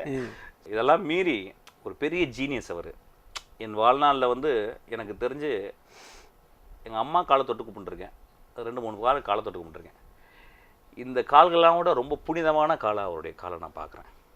அவர் கீழே எப்பயுமே உட்கார்ந்துருக்கணும் அப்படின்னு நான் நினைக்கிறேன். ஒரு பெரிய ஒரு இதுவாக நினைக்கிறேன். இப்போ நிறைய பேர் இது ரொம்ப ட்ராமேட்டிக்காக இருக்குன்னு நினைப்பாங்க. எனக்கு தெரியும் என்னுடைய படத்துக்கு அவர் என்ன கொடை பண்ணியிருக்காருன்னு தெரியும். இந்த படத்துக்கு எடுத்துங்க, அந்த பாடல் நான் எல்லாம் சண்டைலாம் போட்டேன்ல, ஆனால் அந்த ஹார்மோனிய கட்டைகள்லேருந்து தானே அந்த பாட்டினுடைய உயிரே வந்துச்சு. அந்த படத்தினுடைய பெரிய வெற்றிக்கு அந்த பாட்டு ஒரு பெரிய காரணம். ஸோ அந்த மகான்கிட்ட நான் இருந்த காலங்கள் எனக்கு ஒரு பெரிய ப்ரிவிலேஜ். அவர்கிட்ட நான் சண்டையெல்லாம் போட்டிருக்கின்றது எனக்கு பெரிய ப்ரிவிலேஜ் ஆக்சுவலி. அந்த சண்டை எப்படின்னு கேட்டால் ஒரு கோழி குஞ்சம் மிதிக்கும் பாருங்கள், அந்த மாதிரி தான் நான் அவரை பார்க்குறேன் ஆக்சுவலாக. என்னுடைய தாயாக தான் அவரை பார்க்குறேன். ஸோ எனக்கு பெரிய உரிமை இருக்குது. எனக்கு தெரிஞ்ச தமிழ் சினிமாவில் இந்த அளவுக்கு யாருமே உரிமை எடுத்துக்கிட்டது இல்லைன்னு நினைக்கிறேன். ஸோ அது I am so happy actually. Music knowledge எப்படி வந்தது, எப்படி இவ்வளோ மியூசிக் பேசுகிறீங்கன்னா உலகத்திலேயே ஒருத்தர் தான் காரணம். ஸ்டூடியோவுக்கு போய் அவர் காலில் விழுந்துட்டு, எங்கள் அப்பா அம்மாவுக்கு அடுத்தபடியாக உங்கள் காலில் தான் நான் விழுறேன், என் வாழ்க்கையை மாற்றி அமைச்ச அன்ரெஜிஸ்டர்ட் ஃபேமிலி மெம்பர் நீங்கள் அப்படின்னு சொல்லி விழுந்தது த கிரேட் இசைஞானி இளையராஜா காலில். He is got to be. If I feel dull, I'll think of ஊரெல்லாம் முன் பாட்டு தான் நினச்சேன்னா கண்ணில் தண்ணி கொட்டும். என் ஒய்ஃப் செத்து போயிட்டா இப்போ 2 நாளைக்கு முன்னாடி. அவளுக்கு உயிர், அவள் சொல்லுவாள் என்ன லைஃபு, இளையராஜா தான்வா. ஸோ இந்த கிரைசிஸ்னால் இப்போ every time I here or watch that song, I'll be reminded of Vasanthi. In fact, I am dedicating this show to her. 2 days back she left. அது ஒரு பக்கம். இப்போ திடீர்னு இப்போ சவுண்ட்ஸ், இப்போ தான் சொன்னேன் அவரோட பர்த்டேக்கு ஒரு சேனலில். இப்போது இந்த நீதானே எந்தன் பொன் வசந்தம் அந்த பாட்டில் குறுக்கல்ல பேம் பேம் டரரன் பேம் பேம் அப்படி வருது இல்லை. இப்போ டிராஃபிக்கில் நிற்கும் போது ஆட்டோவில் யாராவது பேம் பேம் அப்படின்னா டக்குன்னு அந்த பாட்டுக்கு போகும் மைண்டு. திடீர்னு சல் தண்ணி சவுண்டு வந்தால் கேளடி கண்மணி அந்த பாட்டு வரும். கிரிக் கிரிக் கிரிக் கிரிக் கிரிக் கிரிக்னு கடிகாரம் சவுண்டு வந்துன்னா கிரிக் கிரிக் கிரிக் கிரிக் கிரிக் கிரிக் கிரிக் கிரிக் டா தர தர டர டன் டிக் டிக் டிக் படம் சீன்ஸ் எல்லாம். ஸோ அதை திடீர்னு தெந்தாழம் பூவில்னா ஆஹா 29C லாலா காலேஜ் பிகாம் படிக்கும்போது தொங்கினே போவோமே டீ கடையில் கேட்கும்போது இப்படி வாழ்க்கையில் எந்த சவுண்டுக்கு ஐயோ நம்ம காதுன்னு ஒன்று இருக்கிறதே இது இளையராஜாக்காக தான் நமக்கு படிச்சிருக்காரா கடவுள் அப்படின்ற மாதிரி. Light travels faster than sound, but Ilaiyaraaja made sound travel faster than light. So he is God to me and I am telling him I want to do an interview of yours, that will be the most phenomenal interview in life. அவ்வளோ விஷயம் தெரியும். மைக்கேல் மதன காமராஜன்றது out and out comedy, அவருக்கு ரொம்ப பிடிச்ச படம் ராஜாக்கு. அந்த படம் 4 கேரக்டர்ஸ், அது ஃபுல் லெங்க் காமெடி, ஊந்து சிரிக்கலாம் இன்றைக்கும். அதில் ஸ்கோப் எங்கே இருக்குது மியூசிக்கில்? நீங்கள் என்ன பார்த்துருக்கீங்க காமெடியில் இருக்குது மியூசிக்கு? மன்னா ட்ரோயிங் வேந்தே ட்ரோயிங் இதுதானே பார்த்துருக்கீங்க. அந்த படத்தில் அவர் எங்கே கொண்டு வந்தாருங்க மியூசிக்கை ஹியூமரில் நான் சொல்கிறேன். எடுத்த உடனே கதை கேளு அப்படின்னு ஒரு பாட்டு வருது, வில்லு பாட்டு டைப்பில் ஒரு ஜானரில் ஒரு போடுறாரு ஒரு பாட்டு, என்ன கதைன்னு உங்களுக்கு சொல்ல போகிறோன்னு ஆரம்பிக்கிறார். அந்த படம் கொஞ்சம் ப்ரோக்ரஸ் ஆகி ஒரு ஃபயர் இன்ஜின் எக்ஸ்பர்ட் ஒருத்தரை காட்டும்போது ராக் அண்ட் ரோல் ரம்பம் பம் ஆரம்பம் அப்படின்னு ராக் அண்ட் ரோலில் போகிறார். அந்த பக்கம் ரொமான்ஸ் மல்லு கேரக்டர் சல் சக் அப்படின்னு ஜால்ரா சவுண்டு கேட்டு திடீர்னு சுந்தரி நீயும் சுந்தரன் யானும் நேரம் ரொமான்ஸுக்கு போகிறார். எரோட்டிக்காக ஒரு சாங் செக்கம் சிவராத்திரி அப்படின்னு நேரம் எரோட்டிக்காக போயிட்டு மொத்த கதையை சொல்லணும், காமெடியாக சொல்லணுன்றுச்சு. பேர் வச்சாலும் வைக்காம போனாலும் மல்லிவாசம் எல்லா கமலும், அது பிக்சரைசிங் வேறு. இப்போது ஒரு full length comedy slapstick comedy படத்துக்கு ஒரு ஆள் 5 படத்துக்கு யோசிக்க வேண்டிய வேறு ஜானரை கொண்டு திணிச்சு திக்குமுக்காடை செஞ்சு இது காமெடி ஃபில்மா இல்லை மியூசிக்கல் ஹிட்டான்னு ஒருத்தன் யோசிக்க வைக்கிறான்னா யார் சார் அவர்? சூப்பர். எங்கேருந்து சார் நீங்கள் அந்த மாதிரி போடுவீங்க? எந்த மியூசிக் டைரக்டராக நீங்கள் சேலஞ்ச் பண்ணுறேன் சார். ஃபுல் லெங்த் காமெடி சீனை கொடுக்குறேன் சார், சிரிக்க வைக்க சொல்லுங்கள் சார் மியூசிக்கில். சார் நான் அப்புறம் பேசவே இல்லை சார் இளையராஜா பற்றி, நான் பேச மாட்டேன். யாராவது ஒருத்தரை அவர் போட்ட காமெடி சீனோ இல்லை வேறு ஏதோ ஒரு காமெடி சீனோ மியூட் பண்ணிவிட்டு மியூசிக் போட சொல்லுங்கள். Let them evoke laughter through music because he is bringing laughter through his instruments. He is creating a script and narrating a story through his sound. Impossible sir இது. So hats off. ஏன்னா இன்றைக்கி power shut, system out, எல்லாம் out. கையில் harmonium பொட்டி தானா இன்றைக்கி இருக்கிறவங்களில் ஒரே ஆள் தான் சார் போட முடியும். 6 டியூன் போட்டு கொடுத்துருவாரு. உனக்கு என்ன எதுக்கு பவர் கிட்டா? ஓ இது கீபோர்டு இல்லையா, நெட்டு பார்க்க முடியாதா? என்ன வேணும் உனக்கு? இந்த இடத்துக்கு இதில் என்னெல்லாம் வேணும் எடுத்துக்கோ. டிபார்ட்மெண்டல் ஸ்டோர் மாதிரி. அது காமெடியா, சோகமா, பேத்தோஸா, இல்லை அது ரொமான்ஸா, இல்லை செக்ஸி சாங் எடுத்துக்கோ. அப்படி யாரால் சார் கொடுக்க முடியும்? That is why I think is still living as a musician. Is still living. நான் ஒரு சின்ன ரூம் எடுத்து தங்கியிருக்கேன். அப்போ ஹார்மோனி சவுண்டு கேட்குது, தபேலா சவுண்டு கேட்குது. என்னடா இந்த ஊரில் வேண்டாம் போனால் அந்த தெரு ஒரு பர்டிகுலர் ஸ்ட்ரீட், அதில் இவங்க வாசிச்சுட்டு இருக்காங்க. யார்? இளையராஜா, பாஸ்கர், கங்கைமரன் முறை காசு போடுவாங்க. பாலவரராஜன் யாருன்னு தெரியாது, பாலவரராஜன் குரூப். நான் போனேன்னா நான் நீங்கள் இன்ஸ்பெக்டராக வந்து வணக்கம் சார்ட்டாங்க. அதாவது இன்ஸ்பெக்டராக இருந்திருக்கேன்னு வணக்கம் சார் சார்னு தான் கூடுவாங்க. அந்த பாஸ்கர் எனக்கு ரொம்ப ஃப்ரெண்ட் ஆகிட்டான். ஃப்ரெண்டாகி 2 பேரும் போக வேண்டியது, ஊர் சுற்ற வேண்டிய இப்படின்னு. அப்போ இளையராஜா பழகம் இவங்க கங்கைமரன் சர்ச்சில் ஏதாவது பிரசங்கம் கொடுப்பான், என்னை கொண்டு போய் தலைமை வருவான். நான் சர்ச்சில் போய் என்னை தலைமை வாங்கி பேச சொல்லுவோம். அப்போவே இந்த பிள்ளை தான் அரட்டை வசூல் அது ஒரு சங்கம் மாதிரி வச்சுருப்பான் கங்கைமரன். ஒரு லவ்லி பாய். அப்படியே அவங்களோட பழக்கமாகி நாடகம் போட ஆரம்பிச்சோம். எது நீங்கள் நாடகம் அப்போ பள்ளிச்செட்டி வீட்டில் ஒரு நாடகம். இதெல்லாம் மதுரையில் தேனியிலே நாடகம் இல்லை, பள்ளிச்செட்டி வீட்டுங்கிறது தேனி பக்கத்தில். அப்போ இளையராஜாவுடைய பழக்கம் is a very great in those days. என்னென்னா அவனுக்கு இப்போ எல்லாம் வசதி, பொருளாதார வசதிகள் வேறு. ஒரு ஃப்ளூட் வாங்க முடியாது. இதுக்கு நாங்கள் ஆற்றுக்கு போய் நாணல் அறுத்து சுட வச்சு 7 ஓட்டை போட்டு அந்த இது பண்ணி அதில் வாசிப்பான் இளையராஜா. கெட்டிக்காரன் தான். அதே மாதிரி அவனுக்கு திறமை என்னென்னா வீட்டிலே ஒரு டோர் இருக்கு இல்லையா, இந்த இதுலேருந்து ஒரு கம்பி கட்டி அடுத்த இதுக்கு ஒரு ஆணி அடிச்சிடும். இது டேங்கின்னு தட்டான வைப்ரேஷன் இருக்குல்ல, ஒரு பூட்டு வச்சுருப்பான், திண்டுக்கல் பூட்டு. டேங் வாசிப்பான். சூப்பர். அப்போவே வெரி வெரி கிரேட்ஃபுல். அதெல்லாம் நோட்டு. உலகத்தில் இருக்கிற அத்தனை தமிழர்களுக்கு மதர்லாண்ட் பிக்சர்ஸ், கோவை தம்பிங்கிற ஒரு இதயத்துக்குள்ள ஒரு வாய்ப்பு உருவாக்கி தந்தவன் இசைஞானி இளையராஜா. இந்த 2 பேர்த்தை என்னை வாழ்க்கையில் மறக்க முடியாது. பரபரப்பான சினிமா செய்திகள், நட்சத்திரங்களின் பேட்டிகள், சினிமா வரலாறு ஆகியவற்றை பார்க்கவும் படிக்கவும் உங்களுக்கான இணையதளம் tourantalkies.co.